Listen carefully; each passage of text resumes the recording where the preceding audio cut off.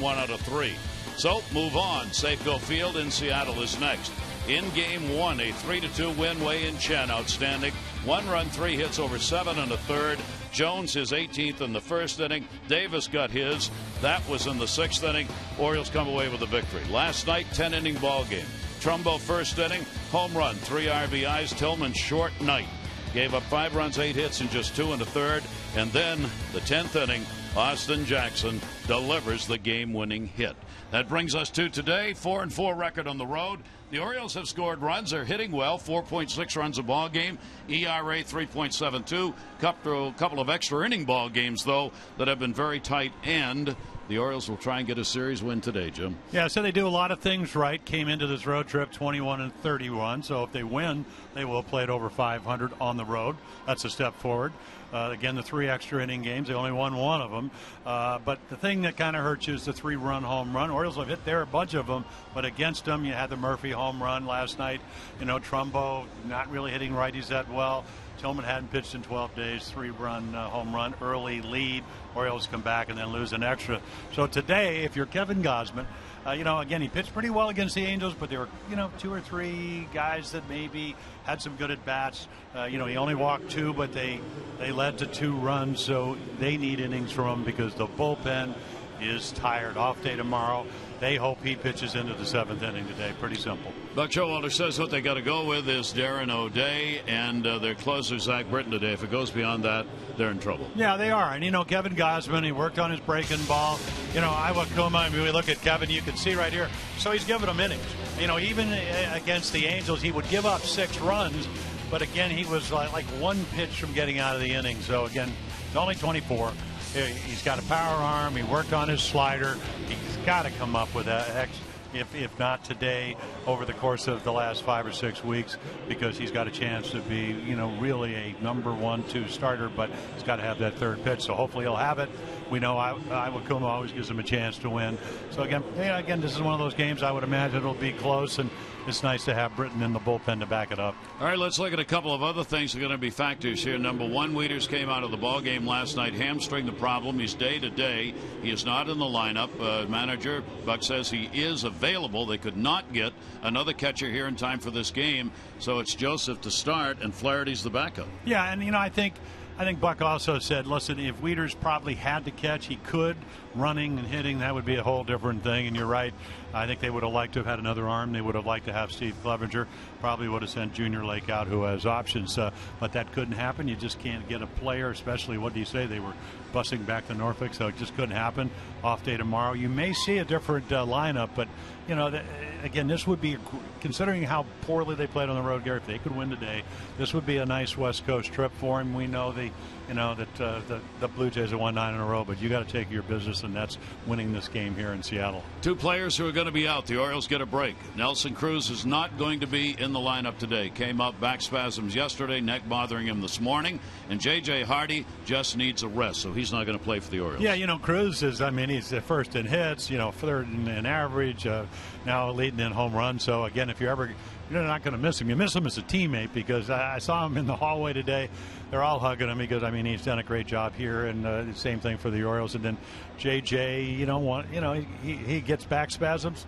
He's going to get a day off. He'll get tomorrow. So again, probably be in the lineup when the Orioles get home on Friday. So lots going on here as the Orioles wrap it up on the West Coast. Great to have you with us when we come back. Orioles Mariners rubber match from Safeco.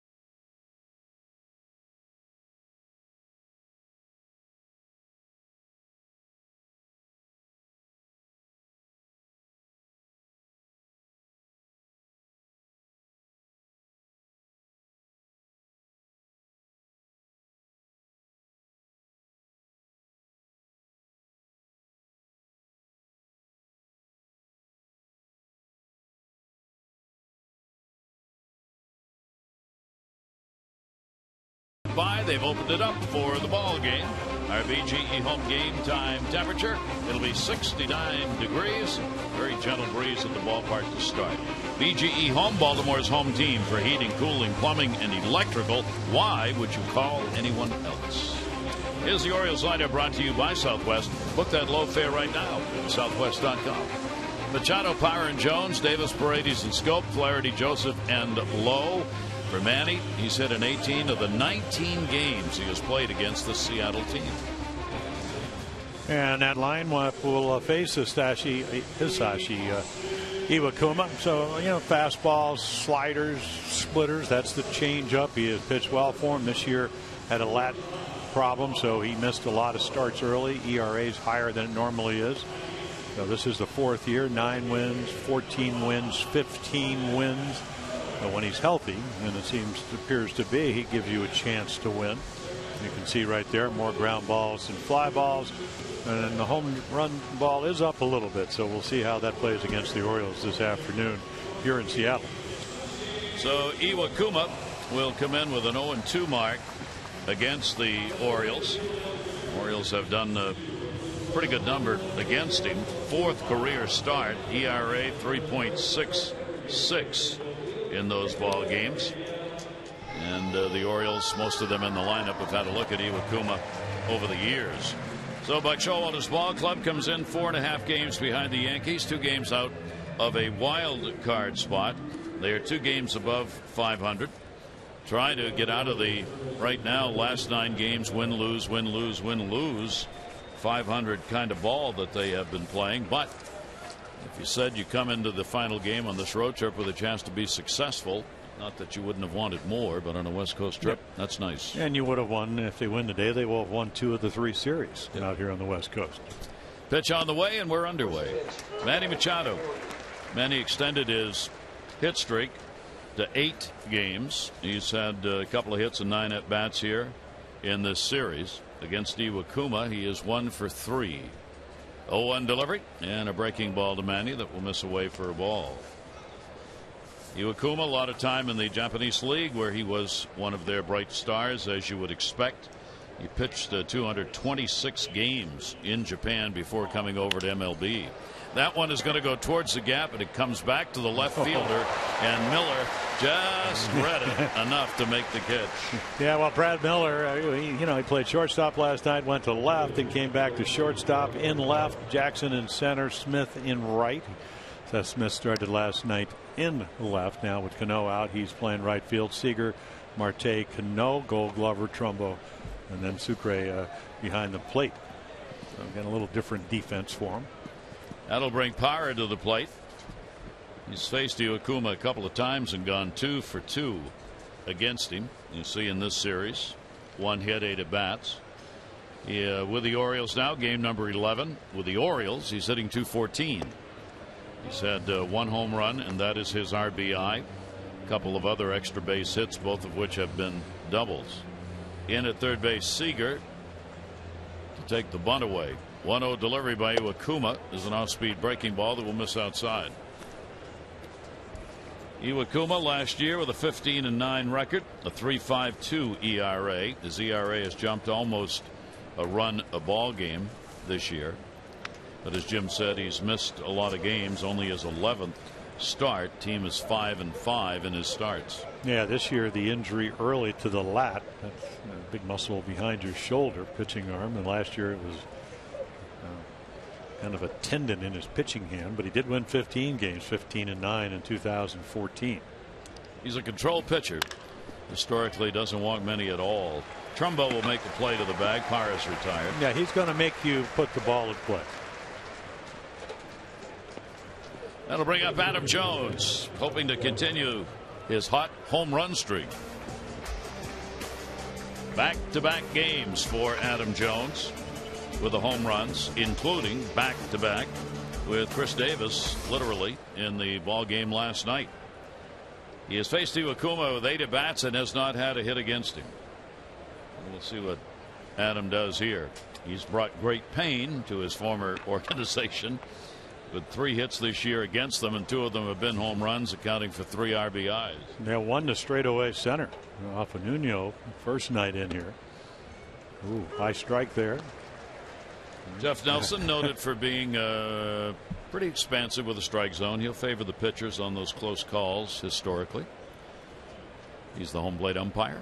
0-1 delivery. Iwakuma got it in, and it's turned foul. Yeah, last night the home run came off Tom Wilhelmsen, and what he was able to do was just kind of work the count where he got a pitch that he wanted to. The Nuno was a little cutter out over the plate that came back, and he waffled it. Home run last night, deep left center. But again, only 19 walks, and this is the 114th game. So very aggressive hitter. 0-2 delivery on the way to Adam, and he fouled it away. Adam came over in the always to be reminded deal that Seattle never wants to hear about again. George Sherrill, who was a big help to the Orioles for a couple of years in the bullpen and a closer. Chris Tillman, of course, an Orioles starter still. Kim Michelio, who for the Orioles for a couple of years also worked out of the pen and a swing man. Eric Bedard went the other way and did little, in fairness, and is now retired. Swing and a miss. Iwakuma gets the strikeout, a 1-2-3 inning. The young left-hander Kevin Gausman on the mound for the Orioles when we come back.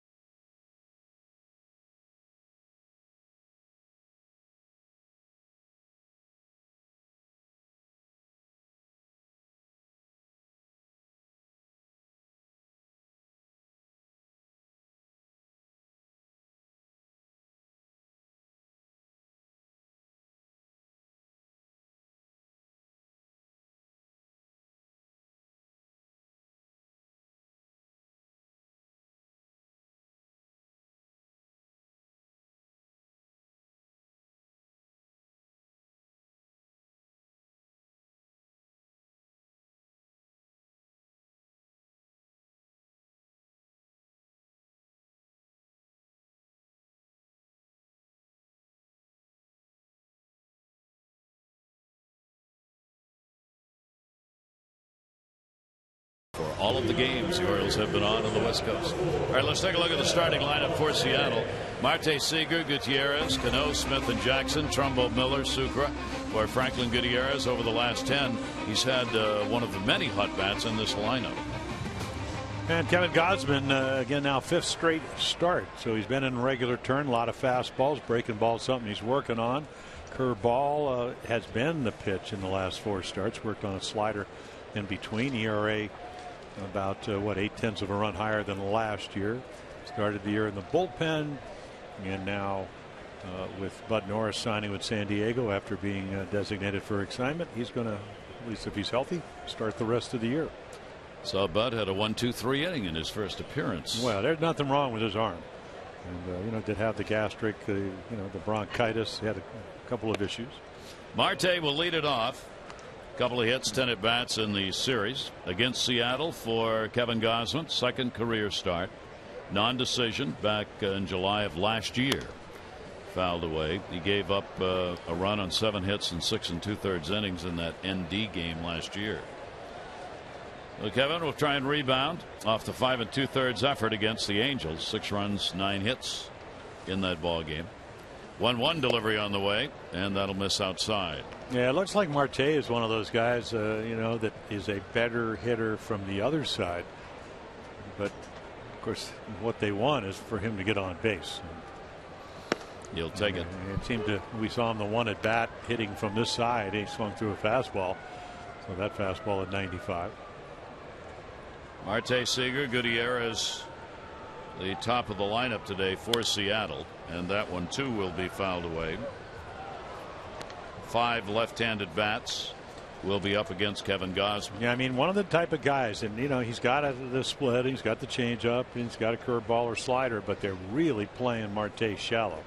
So knock the bat out of his hand. And he'll foul another one away. And he just keeps fouling it off. So that's as shallow, Jim, I've ever seen the left and center fielder in a non-extra inning game. Well, you're right. I mean, normally that's where they were playing in the 10th inning last night with the bases loaded. Catch a line drive, have a play at the plate. Wow. So Marte, slash hitter, will take the breaking ball, a little bounce, and he takes it full 3-2. So he's working the count around here. 7 pitches. Well, that's the problem when a guy's late on your fastball. If you're going to throw him a breaking ball, you want to throw it where he did, but it wasn't close to being a strike. Don't want to speed up the bat. 3-2 delivery on the way. Marte again fights that one back off the screen. So a tough out to begin the ball game for Kevin Gausman. Yeah, Marte down at Tacoma. Actually, he had .314. So obviously a switch hitter, 65 games, stole 20 bases. So a little bit of speed. 6 walks, 6 strikeouts with a big club. And Marte again will fight that one back. Well, he's doing exactly what you want, which is to work the count up. And Kevin Gausman, the last thing you want to do, you got Seager on deck, left-handed hitter. If Marte gets on, it opens up holes. So you got to figure out, and looks to me with what he's going to throw him is fastballs. 3-2 count again. Marte will foul it off, held on to, and the victory goes to Gausman, but took a while to get there. Strikeout. Yeah, 10 pitches, 7 of them strike. So you do what you do. This is what I do best. This is why I got the big money out of LSU. This is why I was the 4th pick in 2012. Doesn't mean you don't use your other pitches, but to a leadoff guy, make sure that he doesn't lead off with a base on balls. 1 down. Seager coming up, their third baseman. Kyle Seager's had a 1 for 7 in the series, picking up 1 RBI. Seager's been hitting the ball pretty well. 288 over the last 31 ball games. 263 on the year for Seager. Gutierrez, the DH, will be on deck. Nelson Cruz out of the ball game. Back spasm took him out of the ball game late last night, and then today was up in the neck, so they want to give him a break. 0-2 count on Seager. Yeah, we talked about the long-term deal. They gave him a $100 million 7-year deal, and you look at the 2 numbers. The 2 guys that have played the most games in 2012, Kyle Seager and Robinson Cano. So he plays pretty much every day, plus defender at third. 0-2 is going to be fouled back. They're fouling back that fastball. First 2 hitters here against Kevin Gausman, and he gets ahead on the count. 0-2. Kevin struggled on the road. 1-3 record, a 7.06 ERA in 9 road games, 4 of them as a starter. Keep in mind he also worked out of the pen for 8 games. That ball towards the corner. Parr's not going to be able to get to that. Seager will head to second base, and he will go in with a 1-out double. Take a look at the defense for the Orioles, and again, it's a good one. Only 43 errors. Lowe, Jones, and Parra. Jones and Parra, Gold Glovers, and then Machado, Platinum Glove, Flaherty because of J.J. Hardy getting a day off at short. Scope, Davis, and then Caleb Joseph. Barry, there's your late on the fastball, right on the splitter that stayed up, and I'm sure he didn't mean to throw it there, but that's where it ended up, and they took advantage of it. So Franklin Gutierrez will get the RBI chance. First game, Seattle was 0 for 4 in these situations. Then last night they had 14 chances, 4 for 14 with runners in scoring position. Step off as Seager was challenging Gausman. The Orioles were not sending Jonathan Scope over, the second baseman, so Seager just kept wandering away. Gutierrez, couple of hits, 5 at bats in the series. Seager a real good lead at second. And a big cut on the 97-mile-an-hour fastball.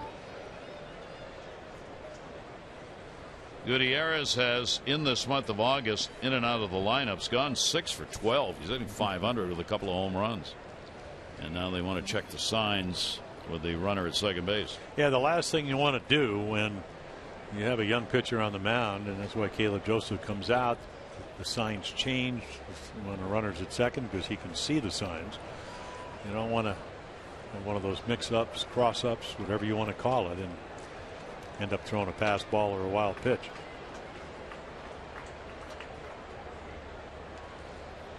Oh, 1 the count. Now Jonathan Scope will move in to hold the runner, and another swing and a miss, and another one up there at 97. There's some velocity going here. Take a look at our Maryland Live Casino Inside the Numbers regarding that. Well, you got center guard from the Mets, and right behind him, Gosme, Harvey, Garrett Cole, Joe Kelly, who struggled, and then Garrett Richards. The Orioles beat him, but he's won 11 games. 0-2 count. Gutierrez. Cano on deck. Gutierrez, no chance. He just beat him on that at bat. Yeah, and you read the bat, and it's not like it's an ego thing. You're trying to see where the bat head is, and it was late on the first strike, late on the second one, and late on the third one. Now, it doesn't mean that he may try to make adjustments, but Seager was late, and you hung a splitter, and he's at second base with a double. So again, you could see him. Great view right there. Franklin Gutierrez trying to catch up, and he couldn't. So here's Cano. Cano, a 3 for 8. Those 3 hits all coming in the ball game last night. He has 4 hits against Kevin Gausman. 4 for 6 against him. Runner at second now with 2 down. Pickoff. Not in time. That time they tried to cross him up by bringing Flaherty in from behind on a timing play. Man, he just drops the glove as soon as he catches. Throw just a shade high, so he had to really come from about the belt level to try to tag Kyle Seager. Cano this season hitting .267 in these situations, down from last year where he was .339.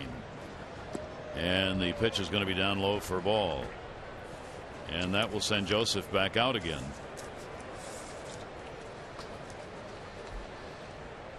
Oh, take a look right here against the Orioles, lefties, righties. So done a nice job on base percentage, lower, and then again home runs a little bit higher. So you can see again where the Mariners stand. A lot of lefties in this lineup, as you mentioned, against Chris Tillman. 5 of them last night. 1-0 count.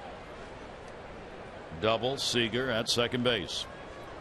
Gausman's pitch to Cano will be on the outside corner for a strike. He didn't think so. Both teams are moving on after this for Seattle. They are 3-2 on this homestand. The Orioles 4-4 on the road trip. And they will both take flight after the game. Lloyd McClendon's ball club 53-61. They are 8 games behind the division leader and 7 off the wild card.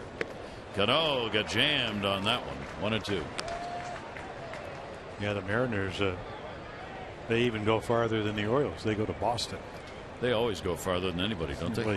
They do. No matter where they go. Well, they could go to Chicago. I mean, isn't Chicago, they have the least amount of miles because they're starting in the middle of the country, or somewhat in the middle.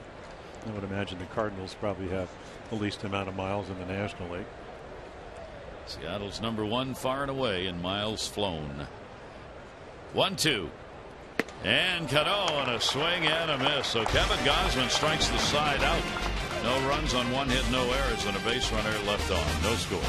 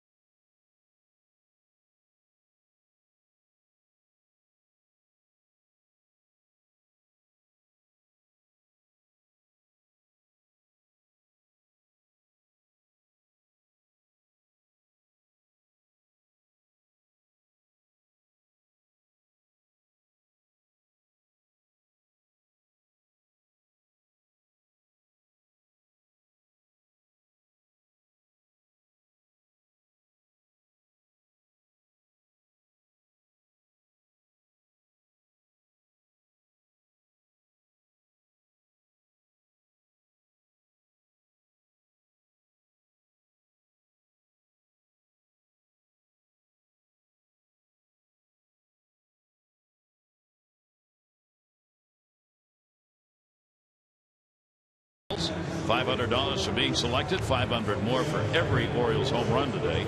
Play baseball buck scratch-offs. Win up to $50,000 or enter non-winning tickets for a chance to be the contestant of the game. Go to ndlottery.com/baseball. First residence in the D.C. area, Landover. Spent a lot of time at the Landover Mall, wandering around doing nothing. We go to the second inning. Good thing things haven't changed. That's right. Still wandering around. Still wandering around. Wondering and wondering. Chris Davis has got a 9-game hit streak coming in, and that is the sizzle bat during the 9-game streak, which he continued with a solo home run in the ball game last night. He's hitting .364. He has 2 doubles, 6 homers, 12 RBIs, 6 walks, and a stolen base, with 11 runs scored during the 9-game streak. Man, pretty good on the road. Yeah, a lot of timely hits. Again, that's last night off the lefty. They bring him in, Joe Beimel, and he hits it a long, long way. The grand slam in Oakland, game-time home run in Anaheim, and the only home run off Iwakuma of the Orioles that he's going to face today. 1-1 delivery, and it'll miss outside for a ball. So he's going to try to stay down. You already saw him. He got behind him, threw him a breaking ball. That's what he swung at. Then turned one over. And again, he does it. Last year he walked about 1 an inning. Davis the other way. Brad Miller. And he's got it. Chris retired, went away in the second inning. Iwakuma's had trouble with the home run ball. He's given up 3 over the last 6 starts, but 12 home runs in the 10. 6 to lefties, 6 to righties. So would indicate the ball's up a little bit in some of the starts. Yeah, 4 of those. The Tigers came in here and hit 4 home runs, and we know he's certainly capable of doing that. Especially, you talked about it. Cabrera apparently ran the bases and may come back over the weekend. That'd be so good for baseball, as well, obviously, as for the Tigers. But to get him back in again. Here's Jimmy Paredes. Paredes a roller foul. Cabrera, as we mentioned before, is no longer listed among the leaders in the offensive categories in the American League because the injury has kept him out of so many ball games that he no longer qualifies with a number of at-bats. Now he can get those back, barring any other injury. 0-1 delivery on the way, and fooled him on the speed of that one. Seager's got it. 2 down. Don't miss the season's next fireworks. It'll come up Friday. Orioles returning home, take on the A's. Stick around after the game. Downtown skies light up. The post-game fireworks display presented by Baltimore Area Credit Unions. Tickets at Orioles.com or 888-848-BIRD. Orioles will open up at home against Oakland. Ubaldo Jimenez and Jesse Chavez in a 4-game set. Here's Jonathan Scope. He'll go after the pitch up high. 1 for 8 in the series. Yeah, it's amazing when a guy has a good feel. Jonathan Scope, a high ball hitter, but he just goes a little bit higher. And again, the ability. He's only 34. He has really pitched well for the Mariners. And the inside pitch just going to miss. Iwakuma, since coming over from Japan, 41-22 and 2 saves. That's a real good win percentage. One delivery on the way to Scope, and that'll be to first base. That's the shattered bat.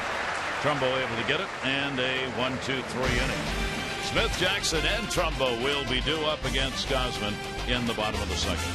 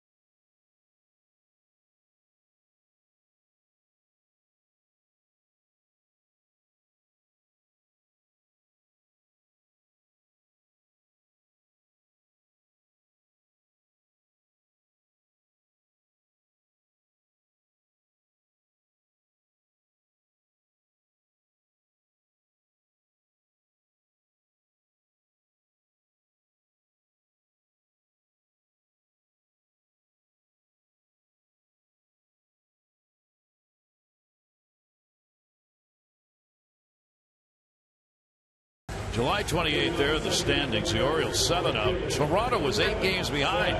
Come to August 11th, Toronto's a half game out, and the Orioles 4.5 behind. Other East wind notes. Well, the Yankees 1 through 5 hitters are suddenly not hitting. Last 6 games, 11 for 110. And this is the first time Toronto has been within a game of the division lead this late in the year since 1993. Yeah, and of course they won the World Series, what, 92 and 93.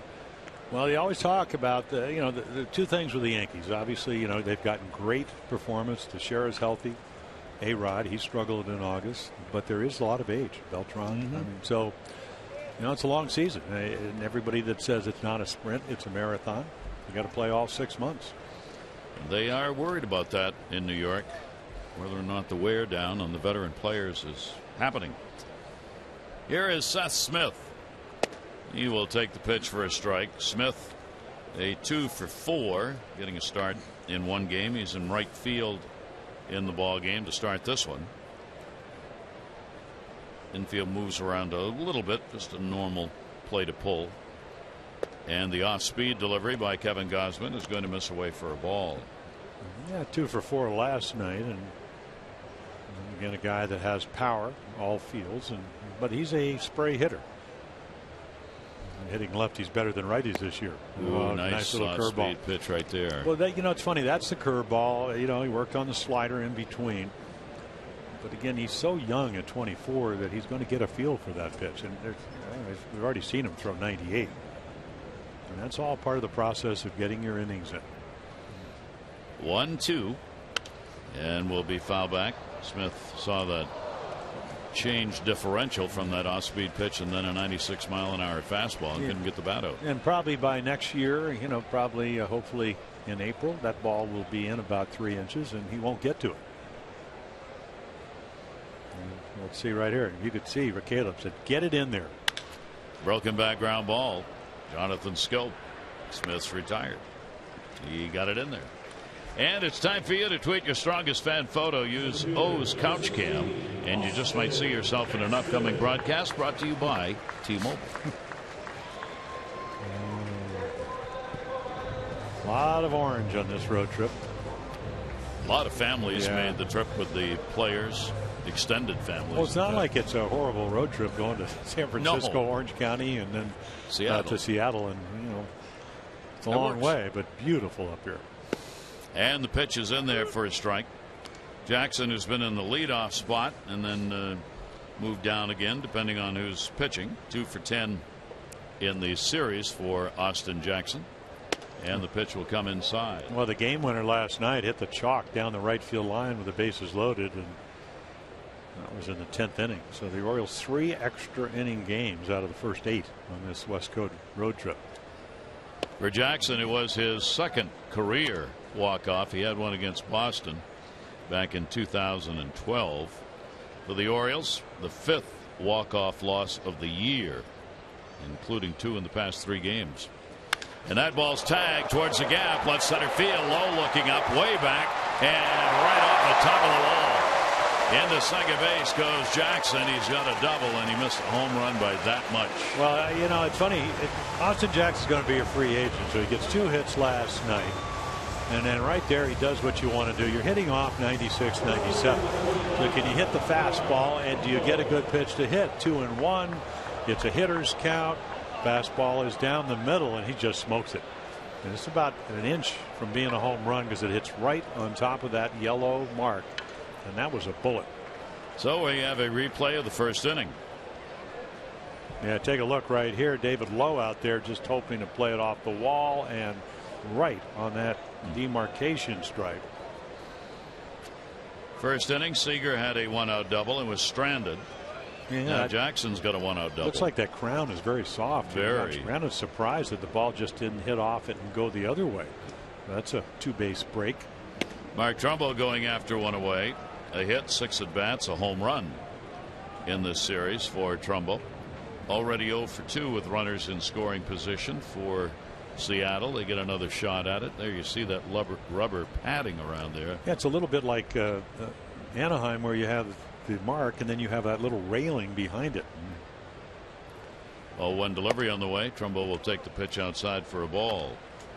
Trumbo this year 135 with runners in scoring position. He's 7 for 52. Yeah, but he got the big hit yesterday.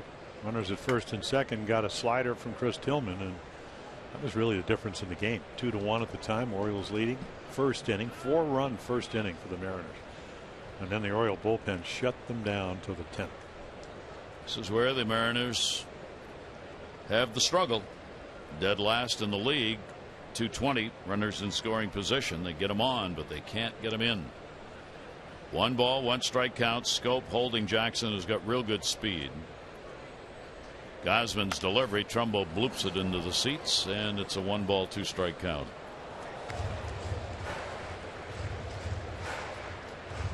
Figures to be a tough ball game, and starting out that way with Iwakuma and Gosman. If they are on, they'll be tough to get a lot of runs off. Well, Iwakuma just doesn't give up a whole lot of runs. He did early in the year, and maybe that was why the eventually had the lat problem. First 3 starts, 5, 4, and 4. Other than that, only 1 game where he struggled. 1 ball, 2 strike delivery on the way. Jammed him, a great pitch up, and he couldn't get it. Yeah, 98 inside part of the plate, laid away, so you know he's trying to hurry. So you got a couple of choices. You can throw the slider down and away. That's not one of his good pitches, so he just runs it in under his hands. And you can see him trying to clear his body. Look how quickly he gets out of the way, and he still can't get to it. So Brad Miller will be asked to do it with 2 down. Miller has had a hot streak. He's had 6 multi-hit games over the last 12 that he has played in, hitting at a .395 clip in those 12 games. Yeah, he's kind of had a year of streaks. What, American League player of the week with 4 home runs. And that was in May. And again, loves to hit here. Over 300. 301 at home with 5 homers. One of the few guys, and we saw last night. I mean, he pinged one off the dirt and went over the head of Manny Machado at third. That was in that extra inning, that 10th inning. Jackson off second base, swing and a miss, throttle back again at 85. Kevin making good use of the off-speed pitches, both the curveball and the changeup, and gets a 1 ball, 1 strike count on Miller. Miller facing Gosman for the first time. Only Seager, Cano, and Jackson have at bats against Kevin Gosman prior to this game, and that one he buried down low. 96. 1-2. Yeah, he's got an arm, and it's an easy 96. This guy's a fastball hitter. You can see inside like half of the plate, and still couldn't get to it. So Miller 1-2. Jackson big lead off second, and the 1-2 delivery, and the same thing as the first inning. A 1-out double and then 2 strikeouts. So another runner left on at second base.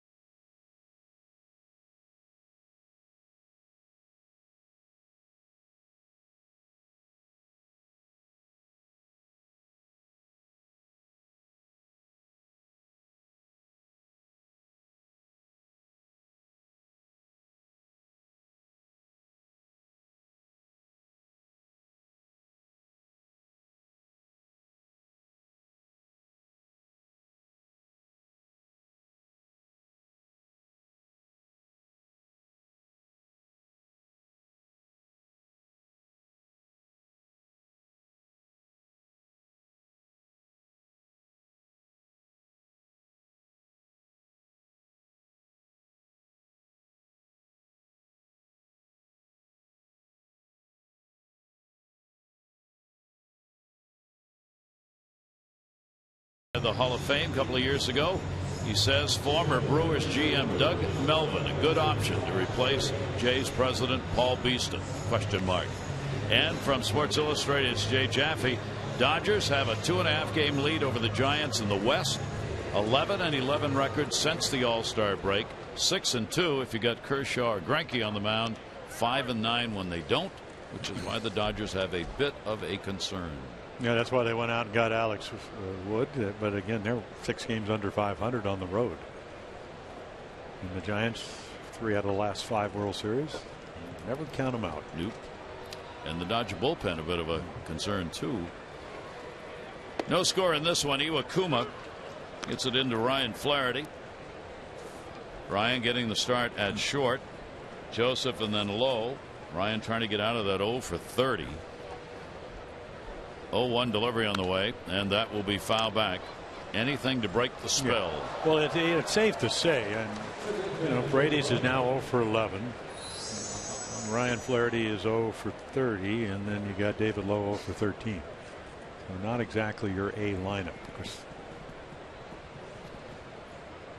0-2 count. Iwakuma's delivery to him will be up high. Hardy should be back in, as we said. JJ, that back it bothers him all the time, and sometimes it just needs rest, and has been bothering him here on the road trip. So hopefully a couple days off will make that a little better. Here's the 1-2 delivery, breaking ball, chopped towards short. Long throw, Marte, and we'll get it there in time. This Saturday, the first 20,000 fans 15 and over get the JJ orange replica jersey. That'll be the A's game at 7:05. Add to your Birdland wardrobe. This is the O's popular alternate jersey. You can get tickets at Orioles.com or 888-848-BIRD. Maybe more storms in the area. They're only allowed to move this roof once, and they're closing it. They closed it for a thunderstorm that passed through about a half hour before game time. Pitch on the way, and now apparently some rain in the forecast again, and they're going to close it. One down, Caleb Joseph. 0 for 5 in the series. Breaking ball put up in the air to right, not deep. Smith, right fielder, will get there. Yeah, Caleb tried to do everything he could to wait on that slow curveball.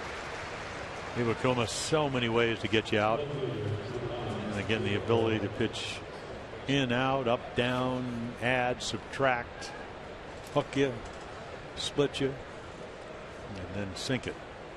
There you go. Big wheel, keep on moving.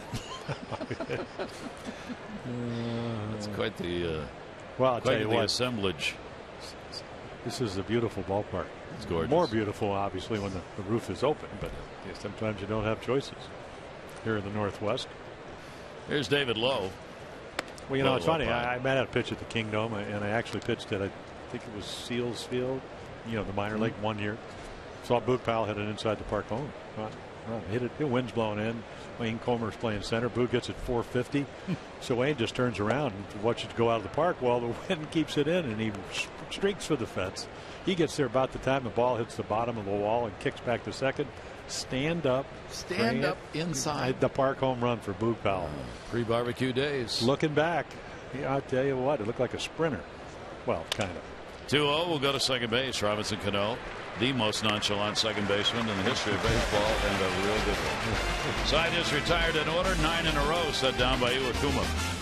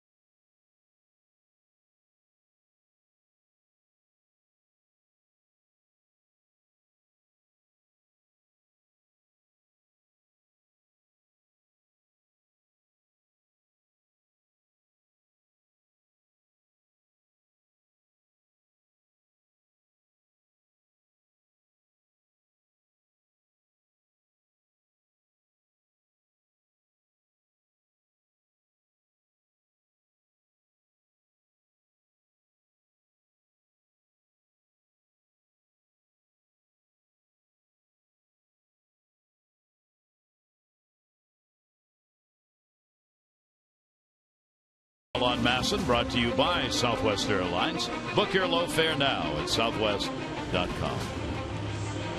That looks like one of those pictures you'd see online and you'd be asked, what is it? What is it, the train in Houston? Is it a tank rolling across the desert of Africa? But it gets the job done, whatever it is. Yeah. When the roof has been moved, the Mariners are 1-3 here at home. We got all the numbers. It looks like a tank. Yeah, it does. Yeah, there we go. Amazing thing is, here in Seattle, they've only had 4 games where the roof has had to be closed. This year, you were talking about it. I mean, exceptionally dry, warm summer and spring. Let's see what the fall has to offer. Jesus Sucor will lead it off doing the catching. Batting ninth, has not appeared in the series. So Gausman on the mound. Kind of makes again how they move those blocks to build the pyramids even more amazing. Mm-hmm. They were able to do that. Fouled over the screen. Every time a ball comes back, I think we're in Anaheim. You're flinching. When I got my highlighter. Exploding highlighter game. 1-1 delivery on the way, and that pitch will miss. 2 ball, 1 strike count.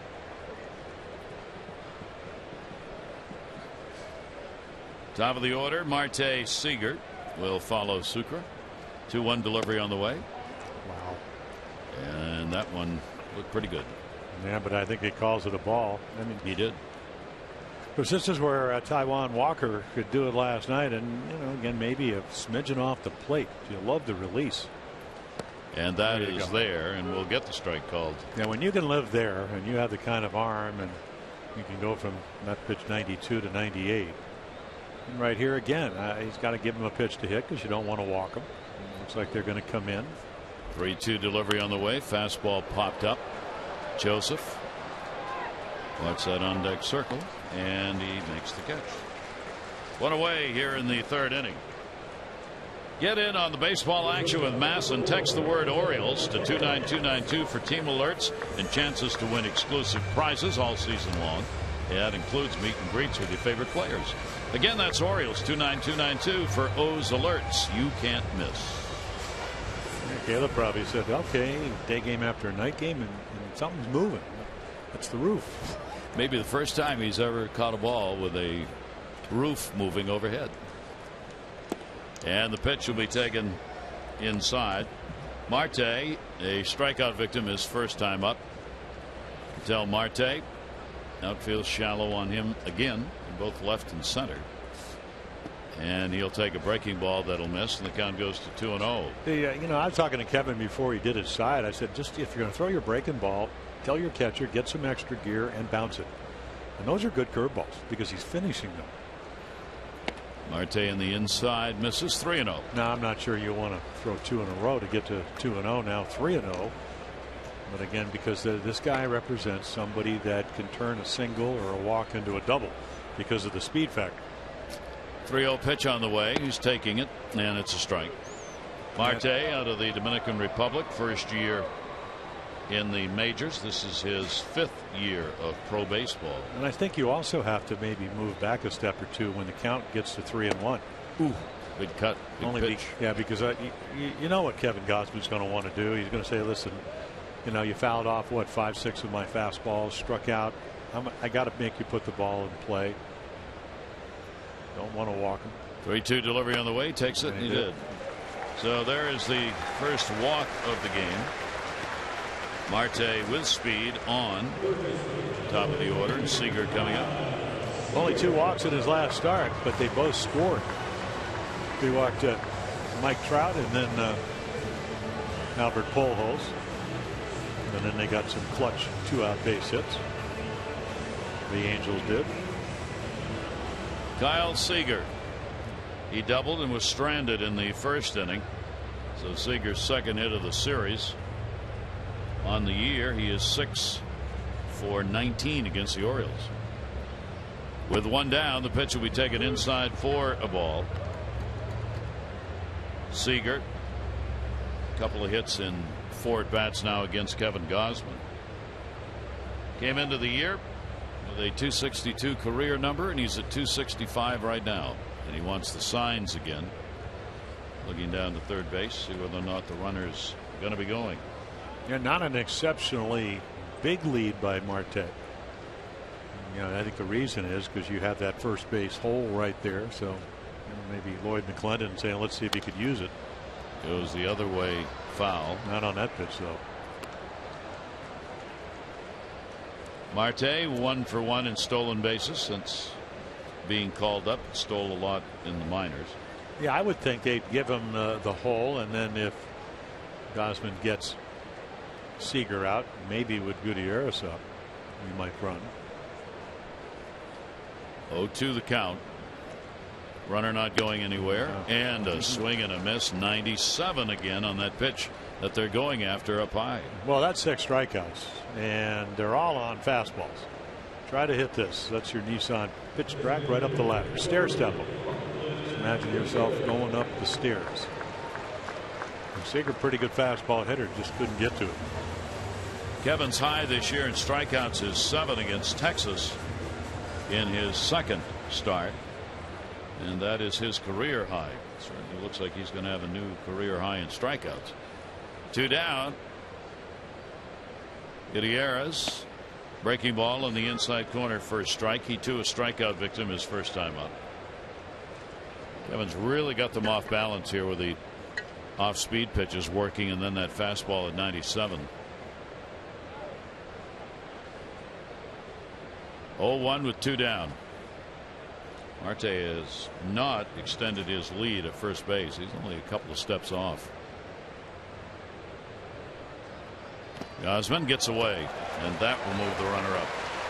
Yeah, it's not easy, but that's a ball, and Caleb Jones would be the first guy to tell you that ball's got to be in front of you.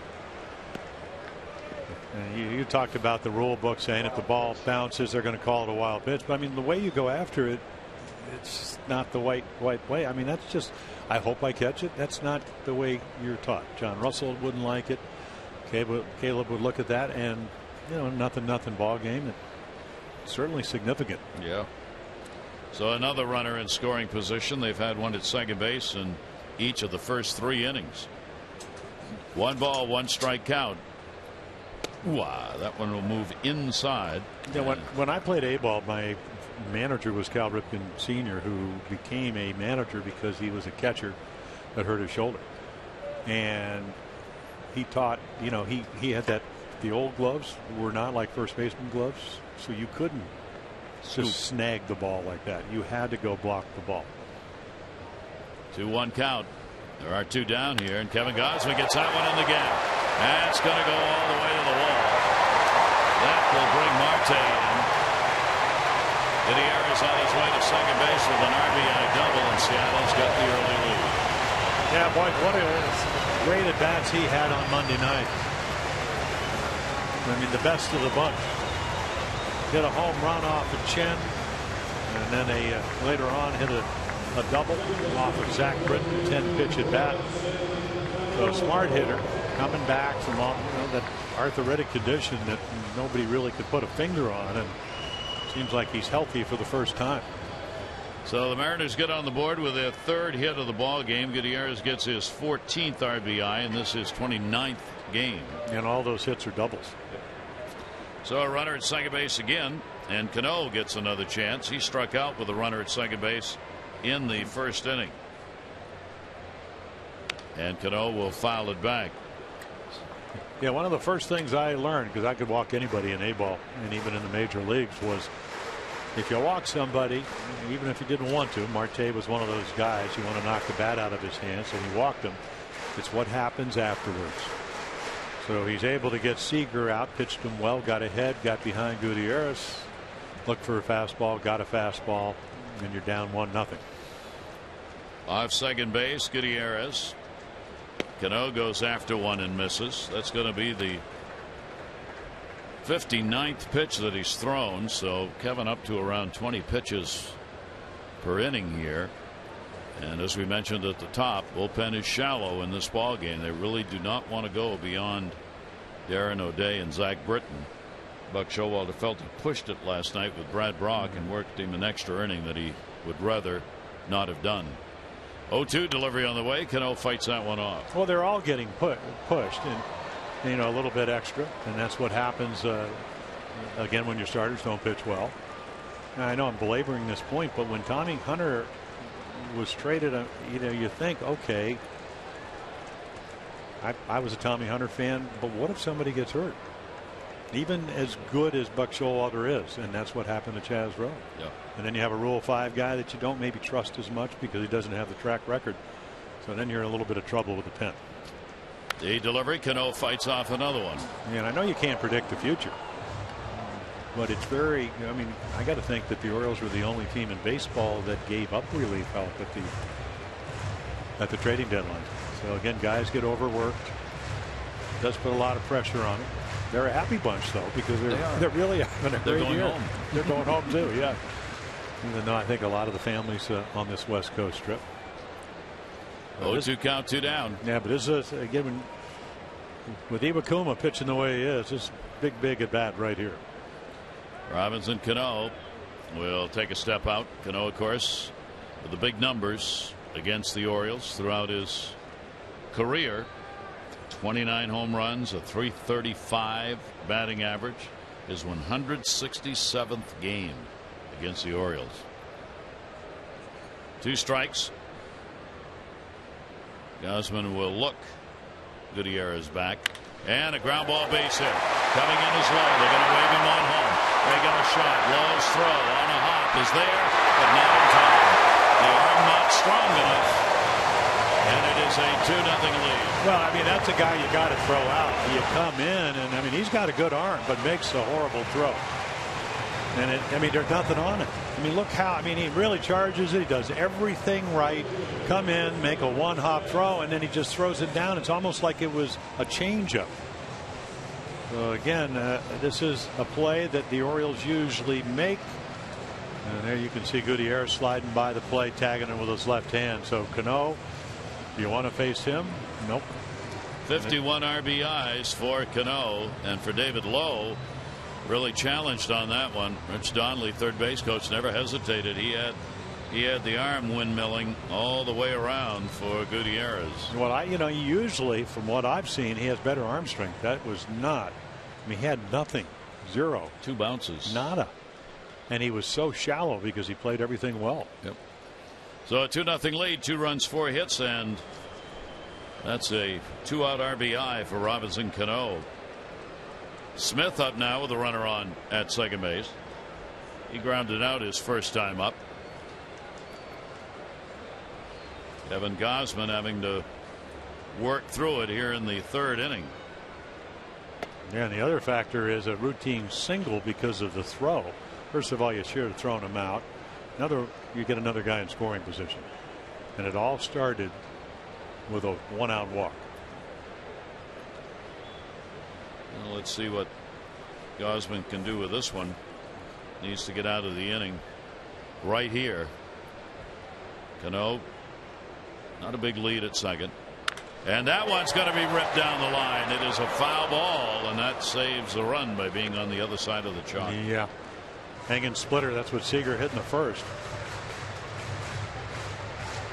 So this is a game where, again, you have an inexperienced starter with great stuff. I mean, 30 starts, not a ton of them. And this is where you really got to make a pitch or not.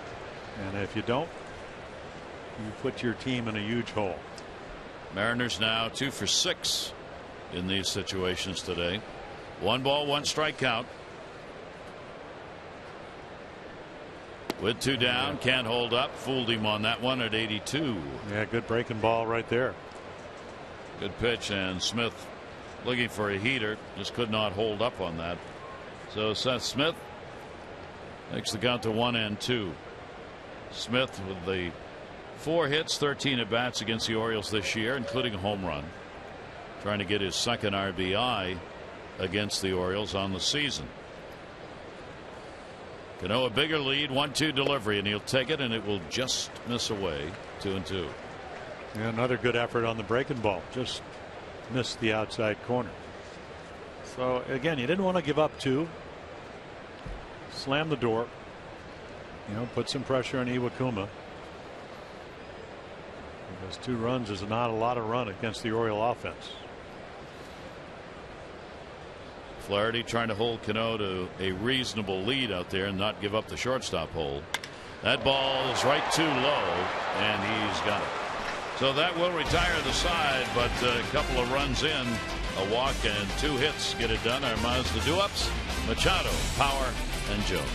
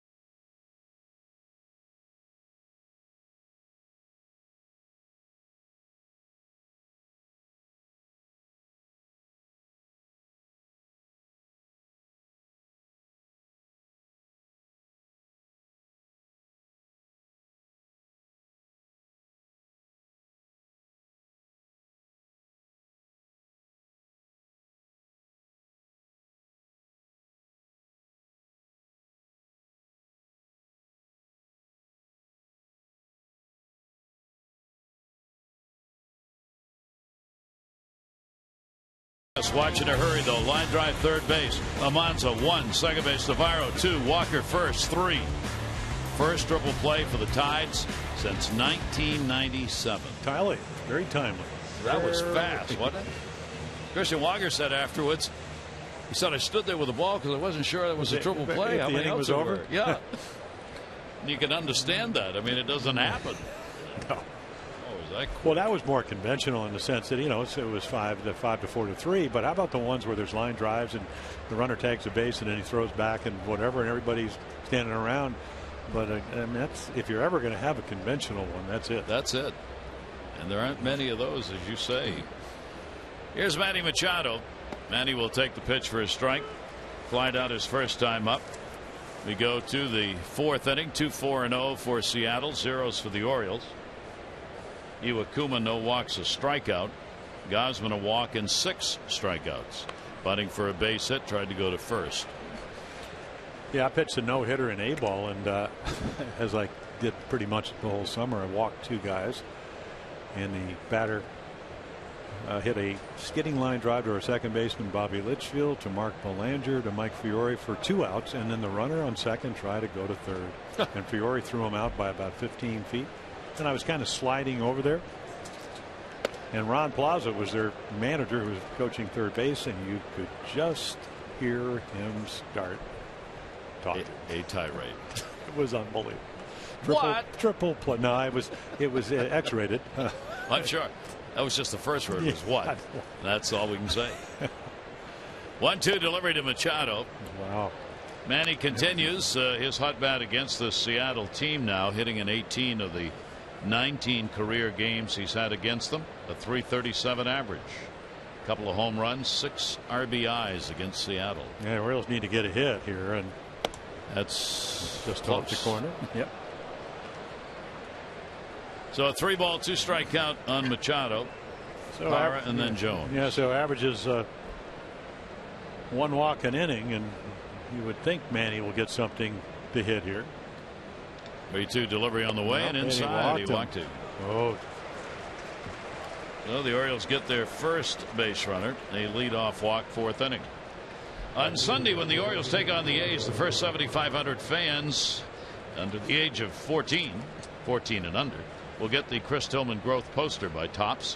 You can use it to your child's delight to measure up against the Orioles 6'5" hurler.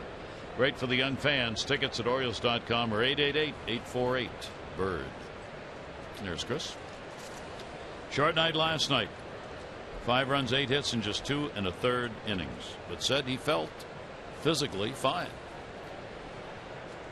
Even though he took one off the tricep. Yeah. Line drive by Robinson Cano.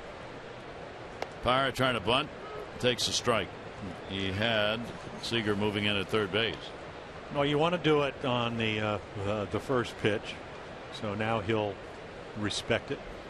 And we've seen Parra hit the ball left. I mean, he can hit the he can hit the home run in Anaheim, and he can pull the ball, but he'll also spray at the left. So now Seager's playing a step inside the bag at third.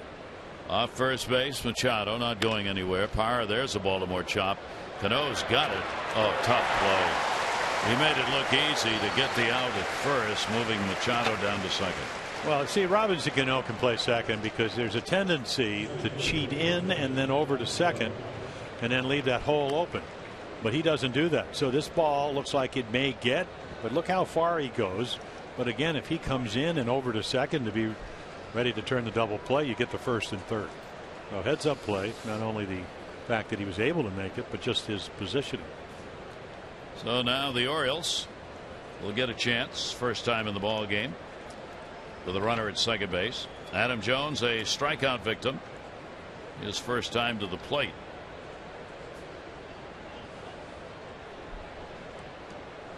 Orioles down 2-0 in the ball game. Adam will go after the first pitch up high. He is 3 for 10 in the series, 2 home runs, and has 3 RBIs. Well, it'd be a nice time to end that 0 for 9 against Iwakuma. 5 career home runs against Seattle, his former franchise, and all of them hit in this ballpark. 0-1 count. Cano will hold the runner. Pitch on the way. Iwakuma goes from up to down, and it's 0-2. Yeah, slider to maybe a split that goes down and in. And he's exactly where he wants to be in the count because now he can nibble. He can get you, entice you to expand the strike zone. Adams done a nice job though this year with 2 strikes, 231, which is probably 50 points, maybe 45 points higher than the league average. Here's the 0-2 delivery on the way, and a pop-up back and over the screen. Adams' average continues to dip. He got the catcher Sucre on the backswing on that, so asking him if he's okay. Took a pretty good bump. He didn't mean to do it, but he was tapping the ground like he was going to throw a breaking ball, and then he stood straight up. Well, there's the contact, and maybe on the shoulder somewhere. It didn't seem to faze him. He thought the ball might be in play. Count now 0-2. Adams' number, runner in scoring position, dropping down 247. Machado off second base. The 0-2 delivery and a swing and a foul tip. Maybe it was held on to in any event. That little splitter we were talking about. You get to 0-2 if you know how to pitch. He's 34. And again, it just looks like he throws him a little split change up. Didn't have to throw him a strike, and the key is he didn't. Well, how many times on this road trip have we seen Oriole pitchers get hurt with 2 strikes? Yep. It's fine to be aggressive, but sometimes you just don't have to throw it over. You just have to throw it close to being over. So they'll ask Chris Davis to get the run in. Chris flied out to left his first time up. Shift on. Marte directly behind second base with a runner on Manny Machado, so he can't go too far. So Chris got a pretty good hole between the shortstop and the second baseman. Cano playing deep. Yeah, kind of a strange position. You would still think he'd be over where the umpire is. 1-0 count.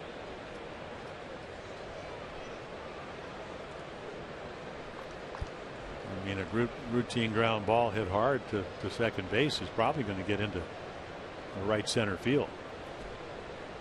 1-0 delivery on the way. Take a look at our Express Stat by Express Care, a LifeBridge Health partner. For locations, visit whywaitintheer.com. Yeah, Chris Davis with 83 RBIs. So Stanton, of course, the Hammett bone injury. And then how about Morales? What a comeback he's had for Kansas City. And then Nelson Cruz missing today's game with the neck spasms. Here's the 2-0 delivery on the way, and got it in there for a strike at 83 with some movement. Chris 280 with runners in scoring position on the year.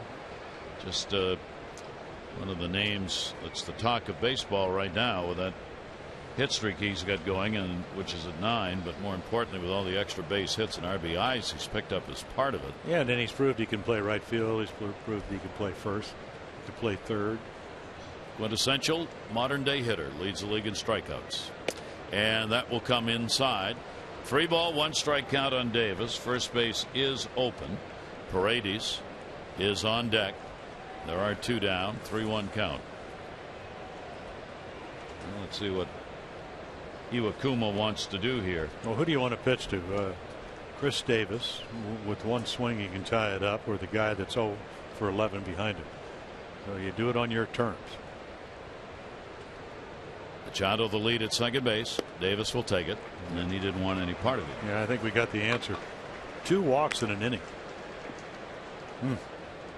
So the Orioles have first and second occupied, and that'll bring up Paredes. Paredes grounded out his first time up. 0 for 4 in the series, 0 for his last 11. Jimmy, of course, has been among the leaders all season long in these situations with runners in scoring position.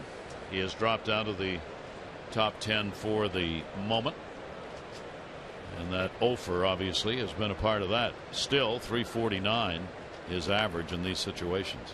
2 down, 2 down, 2 on, outfield deep.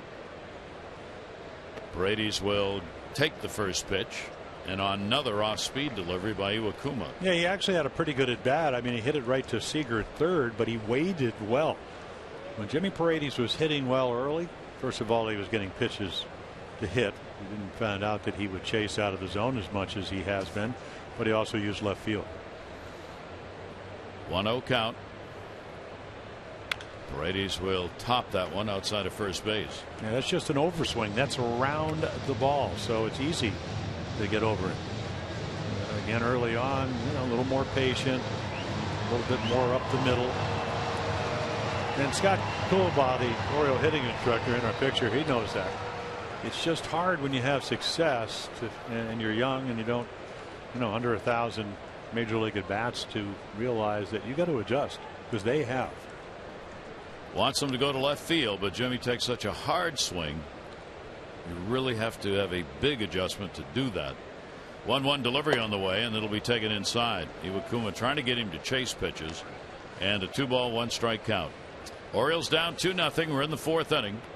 Wrap up ball game of the road trip. They're 4-4 on it. Seattle's won the season series as Seattle Mariners trying to get their 54th win of the year. Orioles have 57. 2 ball 1 strike count. Paredes will foul that away. 2-2. Iwakuma going out and away on that one. Yeah, it's a ball, and probably would have hit it to left only because of where the ball was. So for Iwakuma, that's 19 out of 50 out of the zone, probably high for him. And I think some of them on purpose. The Orioles will chase. He will allow that to happen. 2 ball 2 strike count. 2 walks surrendered here in the inning to give the Orioles a chance. He's not walked more than 3 in any one game this year. Here's the 2-2. Paredes will swing and miss. Iwakuma gets a big strikeout. The Orioles, no runs, no hits, no errors, and 2 are left on base. O's still without a hit.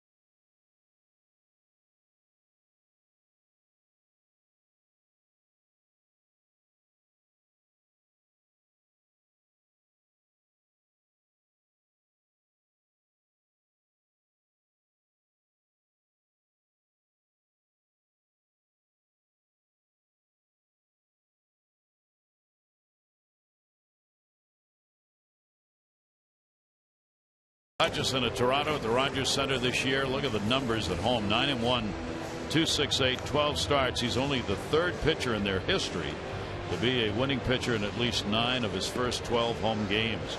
Matt Harvey continues on. 1 run. Has not walked a batter in 22 2/3 innings over his last 3 starts. He's the first pitcher in Mets history to allow 1 or fewer runs and no walks in a span of 3 starts. Carlos Rondon with the White Sox got it done against the Angels. Struck out 11. The White Sox coming away with a win last night. How about Hutchison? 9-1 at home with that low ERA. What, 2.68? He's 2-1 on the road with a 9-point ERA in 11 starts. So you get to the playoffs. David Price is the first game. Do you pitch him on the road if you're John Gibbons? That's a good question. No. Probably not. Probably not. You shuffle it. Pitch will be taken inside. Austin Jackson. But then again, knowing Gibby, he'll go right down the line and he'll put him in there and he'll throw no hitter or something. Austin Jackson, the leadoff batter last night, doubled in this ball game. Drills that one into the gap. Lowe's not going to get it. That'll stick underneath the padding and he'll go into second base and he's 2 for 2 with 2 doubles. Yeah, there's a timing and a kind of a feel to pitch. And if you're Kevin Gausman and you're 1-0 on a fastball hitter who already smoked one off the wall, you don't throw a 92-mile-per-hour fastball in the middle of the plate, because if you do, even though this is his 31st major league start, you're going to know what the result is. He may not get a base hit, but you know it's going to be a good swing, and that's exactly what Jackson got. Doubles piling up here in the ball game. Seager's got 1. Gutierrez has got 1. Jackson's got 2. And it's a leadoff double. First time the leadoff man has been on against Kevin Gausman. Let's see if Trumbo can get him over. Mark Trumbo, swing and a miss. Trumbo, a strikeout victim his first time up. Trumbo had a runner at second base in the second inning with 1 out and was struck out. Chances continue to pile up now. This is the 8th opportunity with a runner in scoring position, and we're only in the 4th inning. 0-1 count. And pitch count at 70 and much higher than he wanted. That breaking ball. Trumbo chasing it again. 0-2. Yeah, a normal inning is 16.5 pitches for Kevin Gausman, so 5 would be somewhere around 85, and if he goes 6 innings, it's going to be 100. Trumbo's had a hot bat, 317 since the 4th of July. 4 home runs over that span. 0-2 count. Trumbo fouls it off the mask and hard. Home plate umpire Jeff Nelson taking that one. That one rattled the cage and you could hear it. Now we saw Corey Blazer take one right off the middle of the mask. The Seattle trainer came out and did the concussion. Well, get big swing and then straight back, right side. Maybe not flush, but flush enough. 0-2's the count. Field's backed up a few steps on Trumbo. He's got power. And he'll take the pitch inside. Good offering, though, by Gausman to get him to look at it. 1-2. Kevin has given up the 2 runs on 5 hits. And that long start sought by the Orioles, we'll see. Yeah. It's one of those things now. You get the 2 strikes, 1 and 2, a couple of pitches to work with, strike them out, pop them up. Don't allow Jackson to advance. Jackson off second, 1-2 delivery, and Trumbo will go down swinging again as he throttled back. 7th strikeout. Yeah, a little split fingered fastball that he swings over.